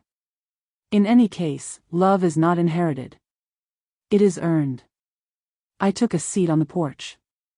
As the sun sank below the mountains, I held an album in my lap. Diablo strode past, stopping to give me a wary look before carrying on with his patrol. Surrounded by black-eyed Susans that somehow chose to bloom in the mess of its base, the mechanical bull stood silent in the garden. My phone rang. Are you all right, Ruth, my dear? I confessed that Thanksgiving was on my mind. Regarding perhaps accepting dinner. Adam would prefer that you do. Adam had numerous desires. They weren't all wise. Most of them, however, were nice. She was correct. Adam's unwavering confidence in people's capacity for change was both his greatest strength and weakness. I'll give it some thought, I said. The ranch was covered in immaculate white as October arrived with early snowfall. Winter coats grew on the ponies. I got the barn ready for the upcoming winter. Not lonely, but working alone. There was never a dull moment on the property. Too much beauty, too much life, and too much meaning. Then came the third letter from Scott. Mom. Today, a boy visited the ranch. 15. I'm mad about everything. When he was 3, his father passed away in Iraq. His mother remarried a jerk.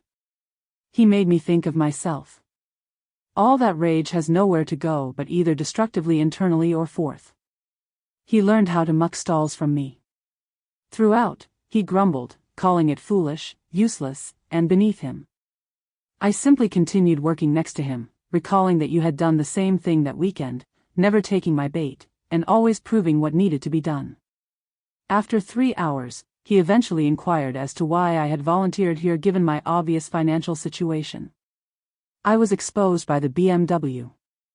I told him about you, Dad, the ranch, and how I discovered too late that seemingly insignificant labor is actually love at work, that every stall cleaned creates room for healing, and that dignity isn't about surpassing certain tasks but about completing all work with meaning. He quit whining. After that, we worked in silence. Nice quiet, like you and your father used to have. Finally, he asked if he might return the next day. If he agreed to be there before the rooster crows, I said sure. What time was that? He inquired. 4:30, I said. His mother could drop him off at 4, he added. I guess I now see why you didn't tell me these things directly, Mom. There are some lessons that can only be learnt, not taught. And without effort, they cannot be learned. I appreciate you forcing me to do the work. Still learning, your son. Scott.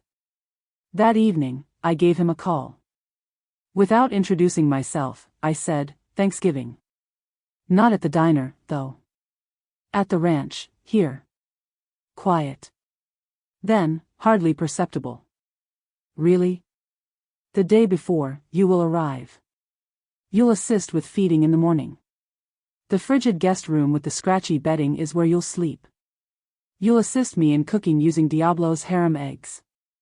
Additionally, you will encounter Bonaparte the llama if you voice any complaints at all. Thank you, Mom. I will not disappoint you. You've done so already. The point is no longer that. Who you decide to be next is what matters.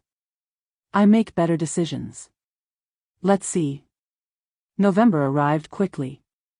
I watched from the window as Scott's BMW made its way through the drive the day before Thanksgiving.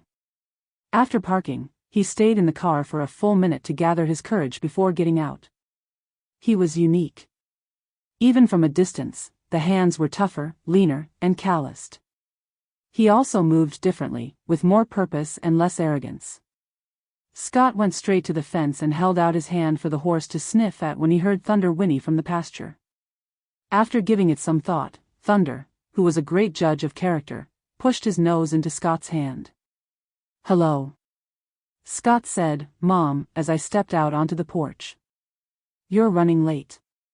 10 minutes ago, feeding began.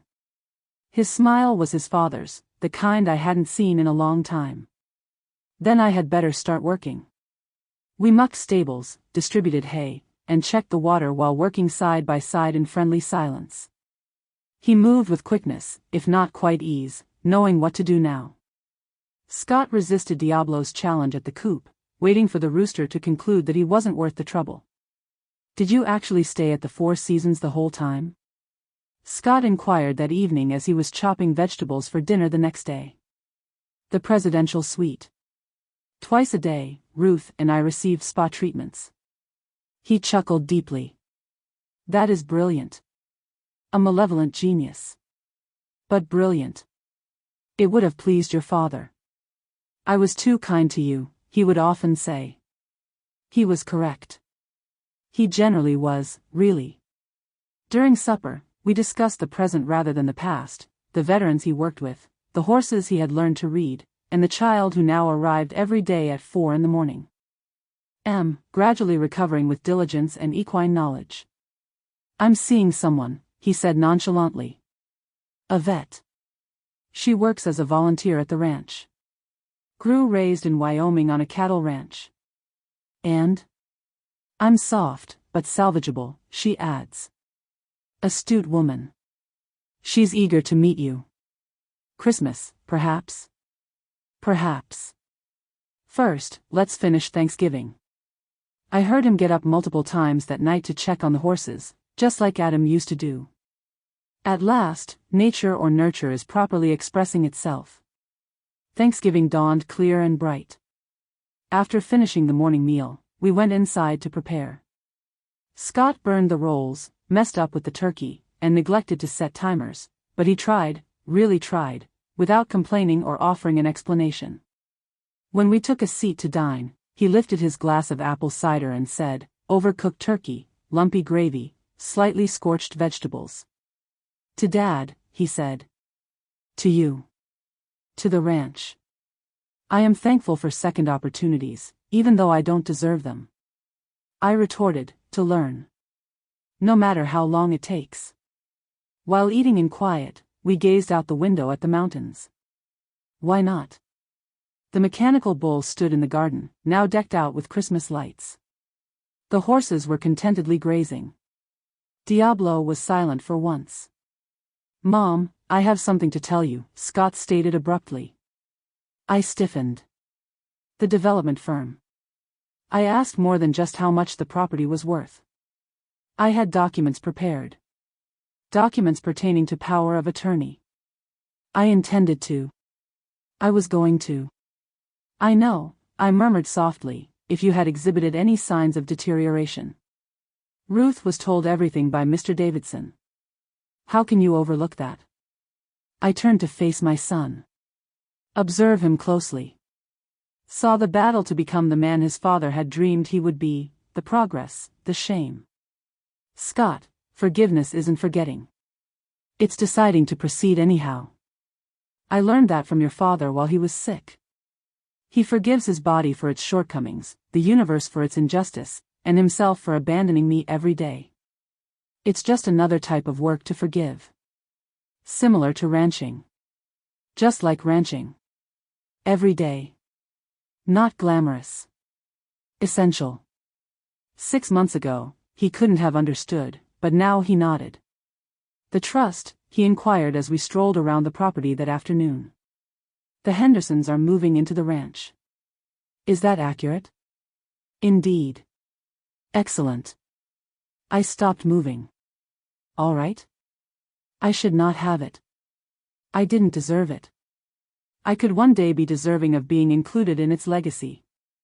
Not by inheritance, though. During labor. By being present each day and demonstrating my comprehension of its significance. What does that signify, too? He gazed at the mountains, the horses that were grazing, and the unending sky. It entails choosing hard labor over easy routes, love over money, and purpose over profit. Instead of being an owner, it means being a steward. Adam would have been pleased. I felt pleased. I remarked in passing that the Hendersons will need assistance with their calving season in the spring. Do you want me to come over? I think you could be interested in studying cattle. You need more than just horses and llamas if you want to truly comprehend ranching. Disassembled bones? Yes, Bonaparte, may God help you. Scott assisted me in feeding the horses one last time as the sun sank behind the mountains, illuminating the sky with amber and rose hues. He held out a carrot for Thunder to accept. Bella gave in to his brushing. Although she didn't explicitly reject him, Scout stayed distant. Advancement. As we made our way back to the house, Scott replied, "Thank you for the instruction. The worst weekend ever. The alarm. Everything. Thank you, Miguel and Tom. And the rescue horses of the Petersons. Napoleon in particular. My life was changed by a llama." I never would have imagined saying that sentence. We chuckled as parent and child crossed a piece of land that would never be his but might one day be his again with enough effort and development. He was sitting on the porch that night, gazing at the sky in spite of the cold. Did Dad not do this? At night, sitting out here? Even when he was scarcely able to walk, every night. What was on his mind? Everything and nothing, the past, the present, and the future. I apologize for missing it. I apologize for missing him. Not the city version I liked, but the actual man. I pointed at the huge darkness dotted with stars and exclaimed, "He's here." The work, the animals, and the land. When you decide to recognize it in yourself. Pulling his jacket tighter, Scott nodded. I decide to watch it. Perhaps, just perhaps, he was starting to. Before you leave, please like this tale, subscribe to the channel, and grade my response to unauthorized visitors attempting to take over my house on a scale of 0 to 10. If anyone was interested in rural Montana, the blizzard that came with Christmas would have made the national headlines. Temperatures that caused the horses' water to freeze solid every 2 hours, 3 feet of snow in 18 hours, and winds strong enough to knock a grown man sideways. Since Thanksgiving, Scott had been coming once a month, staying longer and putting in more effort each time. This, however, was his first significant winter test. 3 days prior to Christmas, he had arrived with Sarah, the Colorado veterinarian, who appeared to be as confident as if she were giving birth to a calf and going to the Met Gala. She shook my hand with a walnut-cracking grasp and exclaimed, "You must be the famous Gail. The llama incident is something I've heard about." "All lies," I said. "No matter what he told you, it was far worse than that." Her laughter was deep and sincere. The film of Napoleon riding the mechanical bull was shown to me. I think I've seen it about 47 times. I came to like her. That night, the blizzard struck. We were properly snowed in by dawn. No electricity, no tunnel to the barn, and most definitely no way off the land. I kept a close eye on Scott, but Sarah handled it well. The test was this. No pig-destroyed Mercedes, no roosters, no llamas, just the unrelenting Montana winter. At 4 a.m., I handed him a shovel and said, "We need to get to the horses." Digging the route to the barn took 3 hours. Without complaining, Sarah worked next to us while humming what sounded like Christmas carols. The horses were cold, hungry, and anxious as they nickered frantically when we eventually got to them. I declared that the water heaters were frozen. Every 2 hours, we'll have to carry buckets out of the home. Every 2 hours? Scott inquired. All day? All day. All night. Until the power is restored or the temperature rises. Days could pass. Indeed. I awaited the grievance, the insistence that there must be a simpler solution, the unavoidable, ineffective city boy option. "I'll take the night shifts," he stated simply instead. "You must get some rest." He was kicked by Sarah. "We're going to work nights. Together." And they did. For 3 days, I could hear them trudging through the snow every 2 hours. Transporting hot water from my emergency wood stove. I heard peaceful discussion and the occasional burst of laughing, but no complaints. We ran out of hay on the second day. The delivery truck was unable to pass. There were impassable roads. The horses could sense our anxiety and were becoming tense. I mentioned that the Hendersons have emergency hay, but it's a long way off. "Without a truck, how do we get it here?" Sarah inquired. I pointed to the sled Adam had fixed years before and replied, "The old way. We grab hold of Thunder and pull it." Scott's gaze expanded. "Thunder? The horse that spent months detesting me?" "The same thing. He has previously done this. Whether he will do it for you is the question." It was cruel. Harnessing a horse in a blizzard, traversing 2 miles through waist-deep snow, filling hay as your fingers turned to ice, then making the journey back with a frightened horse and important cargo. Scott, however, succeeded. Thunder had more faith in him to complete the task. Something had changed between them when they returned, horse and man both covered in ice. Recognizing. Show respect. Collaboration. I whispered, "Dad would have been proud," while Scott rubbed Thunder down, feeling for strain or damage everywhere. He answered, "I hope so," and I could detect Adam's humility in his tone. The pipes froze that night, Christmas Eve, and we lost the rest of our water supply. Sarah and I were using the wood stove to melt snow. Scott vanished into the basement and came out an hour later, soiled and victorious. "I fixed it," he declared. "Do you recall my 12-year-old father telling me about pipe insulation?" Something must have stuck, but I was too preoccupied with playing video games to notice. The water was flowing. Sarah gave him a kiss. I acted as though I wasn't crying. It was a glaringly frigid Christmas morning, -37 degrees, the kind of cold that breaks windows, kills batteries, and makes breathing difficult. Snow or no snow, Christmas or not, the horses needed to be cared for. We had shifts. To warm up, spend 10 minutes outside before coming inside. In between checks, the horses' water froze. Thunder's whiskers grew ice. Bella needed to carefully thaw her blanket because it had frozen to her body. However, we succeeded. Together. Sarah said something that broke my heart that afternoon as we sat worn out around the wood stove enjoying our Christmas dinner of canned soup. She told me that when Scott talks about his father, he describes this. Such a wonderful, harsh dedication to something greater than oneself. I confessed that Adam most enjoyed the challenging days. Said that they revealed your true self. Who are we? With real curiosity, Scott inquired. Today? We are ranchers.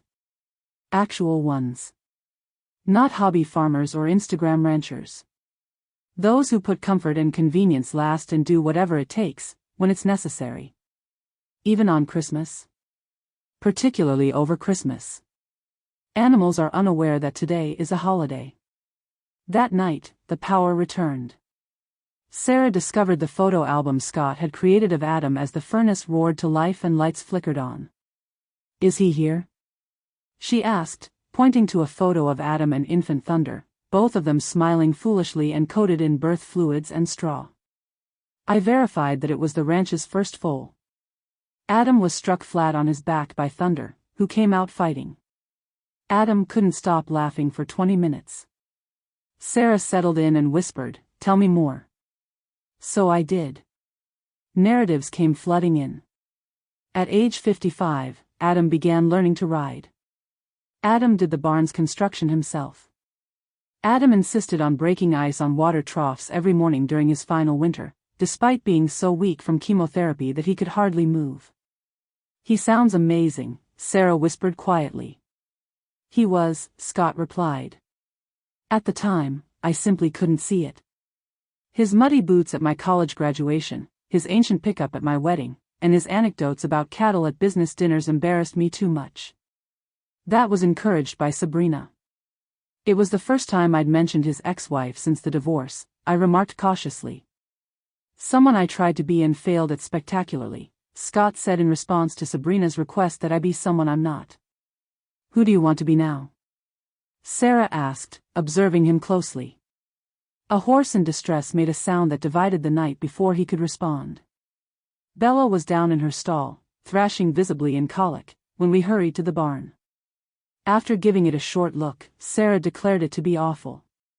"We urgently need the veterinarian." "Roads are still closed," I remarked, resisting worry. "The closest vet is 40 miles away." Sarah reminded us that I am a veterinarian, yet I require supplies and medication.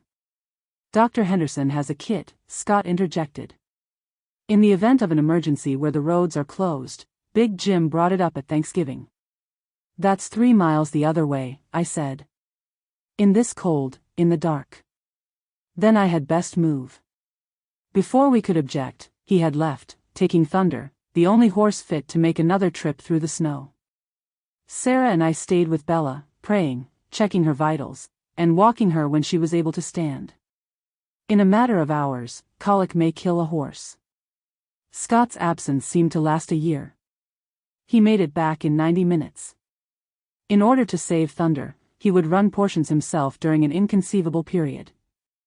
He had the medical kit, but his hands were hardly working and his face was frostburned.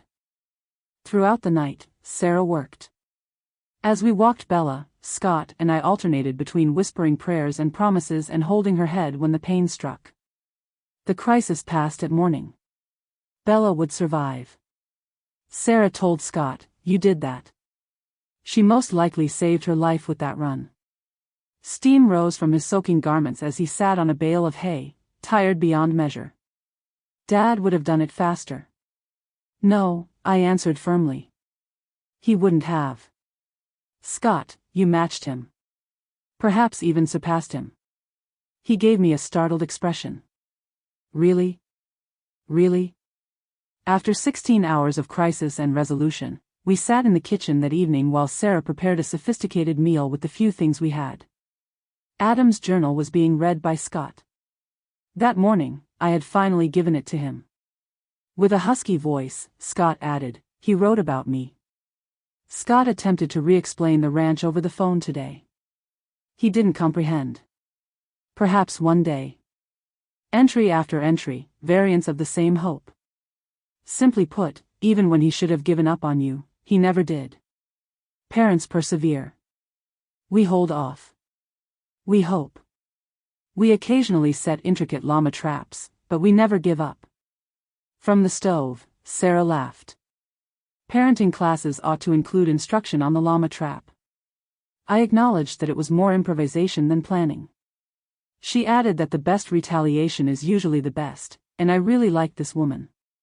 After supper, Scott got up suddenly. "I have something to show you." He came back with a manila envelope and presented it to me, his hands trembling a little. There were complicated legal documents inside that took some time for me to comprehend. He clarified that it is a conservation easement. I had been collaborating with the land trust. If you concur, the ranch will always be protected. No subdivision, no development, regardless of the owner. It remains agricultural land forever, and the growing expenses would be mitigated by a tax credit. I gazed at the documents. Did you do this? I wanted to mend what I had attempted to destroy. To safeguard what Dad loved. Your favorite thing. This is unassailable, but the faith naming the Hendersons is good. Even if they wanted to, they couldn't sell to developers. It must have taken months to complete. Since October. During the ecological surveys, Sarah provided assistance. I choose between this amazing woman who recognized my kid's potential and my son, who had been changed by hard work and humility. And there's another thing. Scott went on, page 12. I turned to it. A clause designating Scott as the assistant ranch manager, provided that he finished a 2-year agricultural school, worked on the ranch for 5 years in a row, and kept the property in strict conservation condition. Not inheriting, he uttered rapidly. Making money. Perhaps. If you'll allow me. Well, I responded thoughtfully, 5 years is a long time. It's a beginning, he said. Dad left the ranch for 40 years. Whatever it takes, I'll give it 5 or 50. I put my signature on the documents. Sarah gave a whoop. For the first time since Adam's funeral, Scott started crying. Unable to sleep that night, I discovered Scott and Thunder in the barn. He was quietly discussing plans for the spring, training colts, and showing himself worthy of the land with the huge horse while grooming him. Thunder. My obstinate horse, who could hardly stand anyone save me, laid his enormous head on Scott's shoulder. From the doorway, I said, "He forgives you." Do you? I truly gave it some serious thought. About Scott, the conceited city kid who had attempted to rob me of my house. Regarding Scott, the desperate man smeared with horse excrement and llama poop. About Scott, the up-and-coming rancher who had saved Bella by risking frostbite. Like ranch work, I finally remarked, forgiveness is a continuous process. It's easier on some days than others, but you do it every day. Is it a typical day? A decent one. An excellent one. He grinned. At last, Adam's smile developed into it. I have something to tell you, Mom. I'm getting married to Sarah, I concluded. Look in your pocket for the ring. You've spent the entire day tinkering with it. He chuckled. That obvious? To the person who changed your underwear? Indeed. When everything is green in the spring, we would like to do it here at the ranch. Napoleon has the ability to wear rings. No, God. Perhaps Napoleon. He seems calmer. Last week, Bonaparte consumed Mrs. Henderson's wedding bouquet. Regular ring-bearer, then. In the stable, surrounded by dozing horses and the specters of better times that were somehow transforming into the present and future, we stood together. I remarked that your father would be quite pleased of the person you are growing into. I'm not yet who I am. We are all not yet who we are. All of us are becoming. I'm still developing at the age of 67. What is it becoming? I considered it. Patient. Allowing forgiveness. Strong enough to maintain my limits, but clever enough to drop them when someone earned passage. Have I merited it? You deserve it. With every bucket of water hauled, every fence repaired, and every dawn feeding in below freezing temperatures, the present is constantly stressful. Doesn't it never end? The profit? No. That's the beautiful part. There's always another opportunity to succeed, another day to make the right decision, and another season to mature into.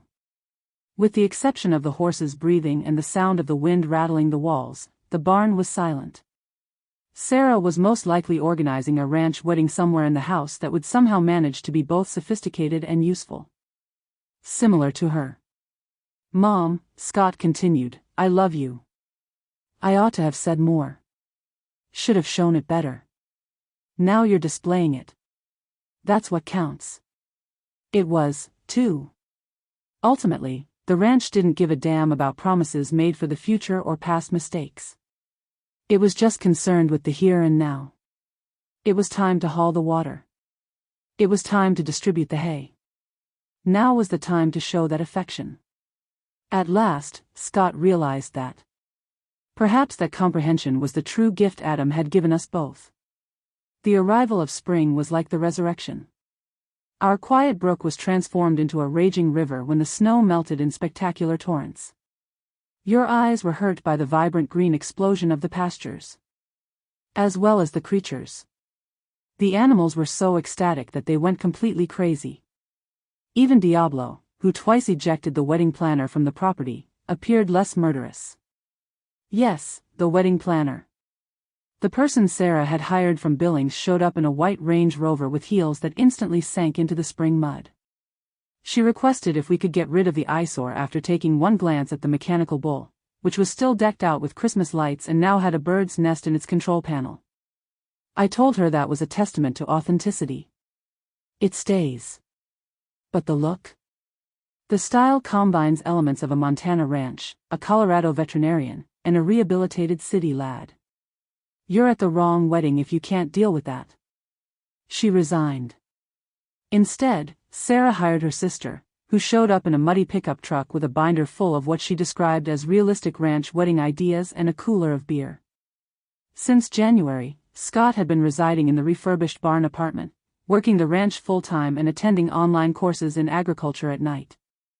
At 2 a.m., I would capture him. Bottle feeding an orphaned calf we'd called Hope, studying soil management with a laptop open. It's not necessary to complete everything at once. When he was standing up at feeding time one morning after he had fallen asleep, I told him. He said, "Dad did." Throughout chemotherapy, he continued to learn, work, and plan. I discovered his diaries, 10-year crop rotation plans, horse breeding plans, and drawings for a greenhouse he never constructed. To a fault, your father was obstinate. It wasn't stubbornness, Scott remarked gently. It was affection. All of the plans were assurances that the ranch would survive, that you would have everything you needed, and that the dream would not go with him. He was correct. I had finally seen Scott Adams' notes, which were love letters to the future. Comprehensive guidelines covering everything from how to care for the founder and horses to when to cultivate heirloom vegetables at our elevation. A catastrophe occurred 2 weeks prior to the wedding. This time, no pigs or llamas. A blizzard in late spring, the kind that ruins early gardens and kills newborn calves. It was described as a once-in-a-century phenomenon by the Weather Service. 12 calves were lost by the Hendersons. The Petersons' whole greenhouse was destroyed. The wedding tent collapsed, the meticulously tended wildflower meadow where Sarah intended to exchange vows turned into a pond, and the access road flooded out entirely, but we were lucky that the horses were unharmed and the hens were just slightly shaken. We could postpone, Sarah suggested, though I could see it hurt her to say it. Not at all. According to Scott, we are ranchers. We keep changing. The ceremony was performed by them. Went to the barn. Over the course of 3 days, Tom and Miguel cleaned it and added lights that gave the aged wood a golden shine. Hay bales were erected in a circle to replace the wildflower meadow. Visitors had to park a mile away and take a hayride to the property due to the washed-out road. Big Jim Henderson offered to carry his Clydesdale team. On the morning of the wedding, I discovered Scott in Thunder's stall, cleaning the horse to a brilliant shine while wearing his suit and a protective apron. Scott clarified that he is a participant in the ceremony. He's being ridden in by Sarah. Thunder? Who knocked you into water troughs, our Thunder? We've reached a consensus. He accepts my presence, and I revere his majesty. It sounds like Diablo and your father's relationship. Was that rooster ever won over by Dad? Diablo allowed him to gather eggs without attacking the day before he passed away. It was, I believe, the rooster's way of bidding farewell. Scott ceased his brushing. Describe that day for me. It was his last day. So I did. How Adam, who couldn't walk without assistance, had persisted on doing morning duties. How he had spent hours memorizing every view while sitting on the porch. As if Adam knew what was coming, he described how he had written letters to Scott, letters I had never sent since they included forgiveness for sins Scott had not yet committed. Are they still with you? Within the safe. Perhaps a wedding gift? Thank you, Mom. Even in its flaws, the event was flawless. Sarah did indeed ride in Riding Thunder, who appeared extremely angry by the humiliation and had flowers braided in his mane. The city relatives fled to higher ground as Diablo broke out of his enclosure and strutted down the aisle during the vows. Through the barn window, Bonaparte the llama observed, murmuring his dissatisfaction every now and then. However, Scott and Sarah had written themselves when they exchanged vows. Pledges to labor side by side through droughts and blizzards, to discover beauty in the midst of hardship, and to create something enduring on a country that required everything. The barn was filled with people. Even the Hendersons cried, though Big Jim said it was allergies. Sarah's sister had draped the mechanical bull in white lights and ringed it with flood-rescued wildflowers for the reception. The relatives from the city looked appalled. It was a hit with the ranch people. Is it the well-known bull? Marcus inquired. He and 6 other veterans from the rehabilitation ranch had driven up from Colorado. I verified that it was the exact one. Napoleon's presence was a blessing. At least once a week, Scott shares that story. Every time, it gets better. What's up with him down there? Really? Marcus became serious. He is among our greatest volunteers. He arrives, stops talking, and gets to work. The horses have faith in him. The veterans trust him more than anything else. Your boy gained valuable knowledge. What is that?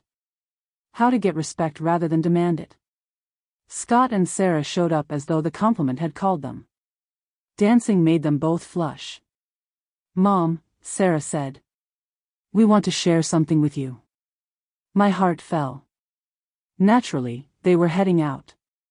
Young couple. Other opportunities. We're expecting, she exclaimed. December is the due date. The world swayed. A grand kid. Right here. At the ranch. Baby, I said foolishly. Right here? If you'll have us, answered Scott hastily. Although the barn apartment is too tiny, we could construct a new space, add on, or. I cut you off at your father's office. I have been storing things in it. Perhaps it's a nursery. They both looked at me. Would you like us inside the house? Grandmothers are essential to babies. Grandmothers require infants. And it's time to breathe new life into this house. Sarah gave me such a strong hug that I felt like my ribs could break. Stunned, Scott simply stood there. At last he added, Dad would have loved this. I clarified that he would have been impossible. The baby's first ride will be on a horse that has already been chosen and little cowboy boots purchased. By then, Thunder will be too old, Scott stated gravely. Bella is nice enough, though. It will be years before the baby can ride a horse. At least 2 years, Sarah said. And I saw that the number of people who believed that 2-year-olds riding horses was reasonable was greater than mine. Ranchers. Now my people. After midnight, the celebration went on. Someone, most likely Tom, turned on the mechanical bull at some point after drinking too much alcohol. The veterans yelling and whooping as they rode it alternately. Although he showed his admiration by spitting on everyone who scored less than 8 seconds, even Napoleon appeared amazed. Scott's former mother-in-law, Patricia, was on the porch with me. She had come wearing what appeared to be fashionable boots that she had obviously purchased especially for a ranch wedding. I must apologize to you, she stated sternly. You owe me nothing. Yes, I do. I pushed the worst out of them. Scott. In Sabrina. Ranching, I believed, was beneath them. Beneath you. And now? She pointed to the area. The mountains dark against stars so dazzling they looked artificial, Sarah inspecting someone's horse with professional focus even in her wedding dress, and Scott teaching Marcus's kid to line dance. She said, "Now I think I missed the point of everything.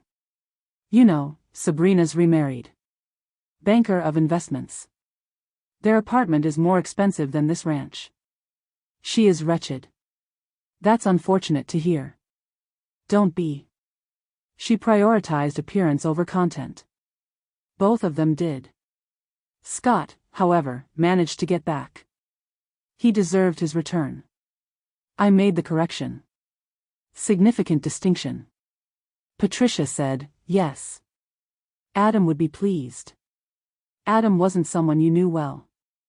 "No, but I noticed the way he gazed at you here, like if he had won the lottery every day." That's how Scott currently looks at Sarah. She was correct. While Diablo pecked at their feet, presumably demanding homage, Scott was whirling Sarah across the yard, and they were both giggling. I said, "Stay the night. Since your last visit, the guest rooms have improved. Is the living room devoid of any additional rescue horses?" She only laughed on special occasions, and it was the first time I had ever heard her laugh honestly. "I may accept your offer. I'm dying of these boots. The mudroom contains muck boots. Size, 7.5, not 8.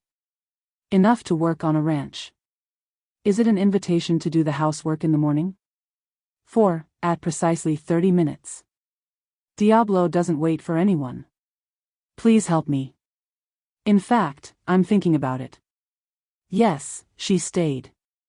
She did arrive for the morning tasks, dressed in one of my farm jackets and Adam's old muck boots. She was awful at it. Terrified by Bonaparte, bewildered by the amounts of the grain, and afraid of the chickens. However, she made an effort.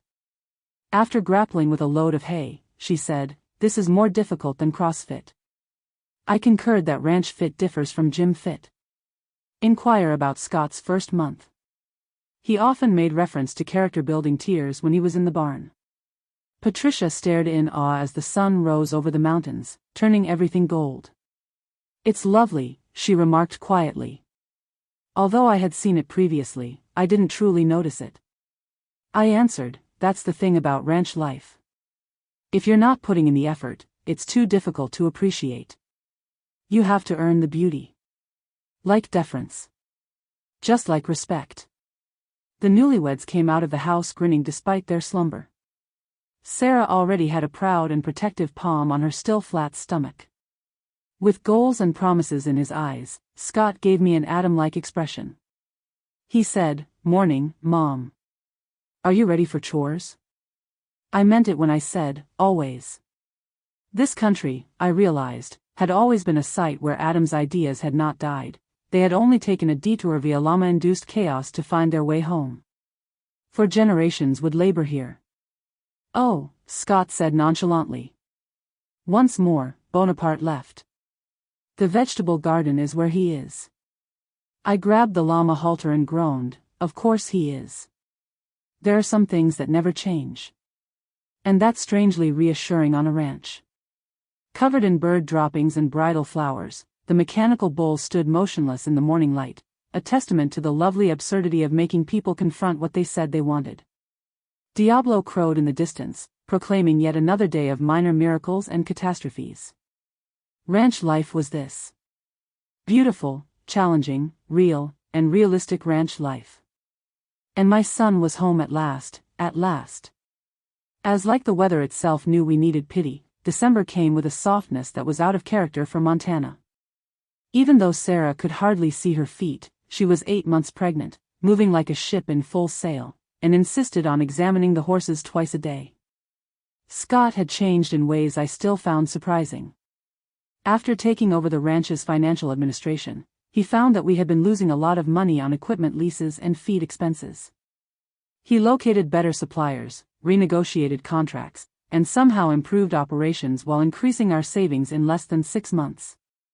When I expressed my awe, he responded, "It's just spreadsheets, Mom, but now they smell like horse poo."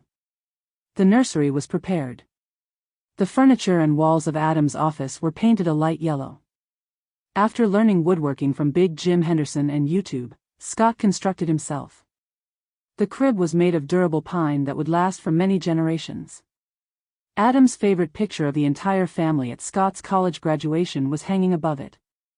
Adam's filthy boots are even visible at the frame's edge. When I woke up 3 days before to the deadline, Scott was already in the kitchen at 3 a.m, clothed and pacing. "She wants to finish morning chores first," he stated, adding that she was in labor. "She does, of course." Sarah was in the barn collecting buckets of water and timing contractions. She was giving Thunder advice on how to take care of his hoofs in between contractions. Scott said firmly, "Hospital." Sarah retorted, "After chores." "Sarah," she added, "your father worked this ranch until the day he entered hospice. I can complete the morning meal." I witnessed Scott's realization that he had wed the spiritual daughter of his father. It was a terrible and lovely recognition. We made concessions. Scott and I worked while Sarah watched from a bale of hay. Bella watched with concern as she gripped the hay and breathed through it with each contraction. 5 minutes apart. At last, I made the announcement. "Hospital. Right now." On a good day, the travel to Billings took 2 hours. The day wasn't going well. The new snow had begun to fall quickly and thickly. Sarah clutched Scott's hand so tightly that I heard his knuckles crack as he drove. Sitting in the back, I prayed that we would make it while I called the hospital. We nearly didn't. "The baby's coming now," Sarah declared 40 minutes from the hospital. Scott's tone now sounded like that of a teenager. Scott stopped now. We were in the middle of nowhere with limited cell reception and a lot of snow falling. In other ways, this was also a great fit, and it was every ranch parent's worst fear.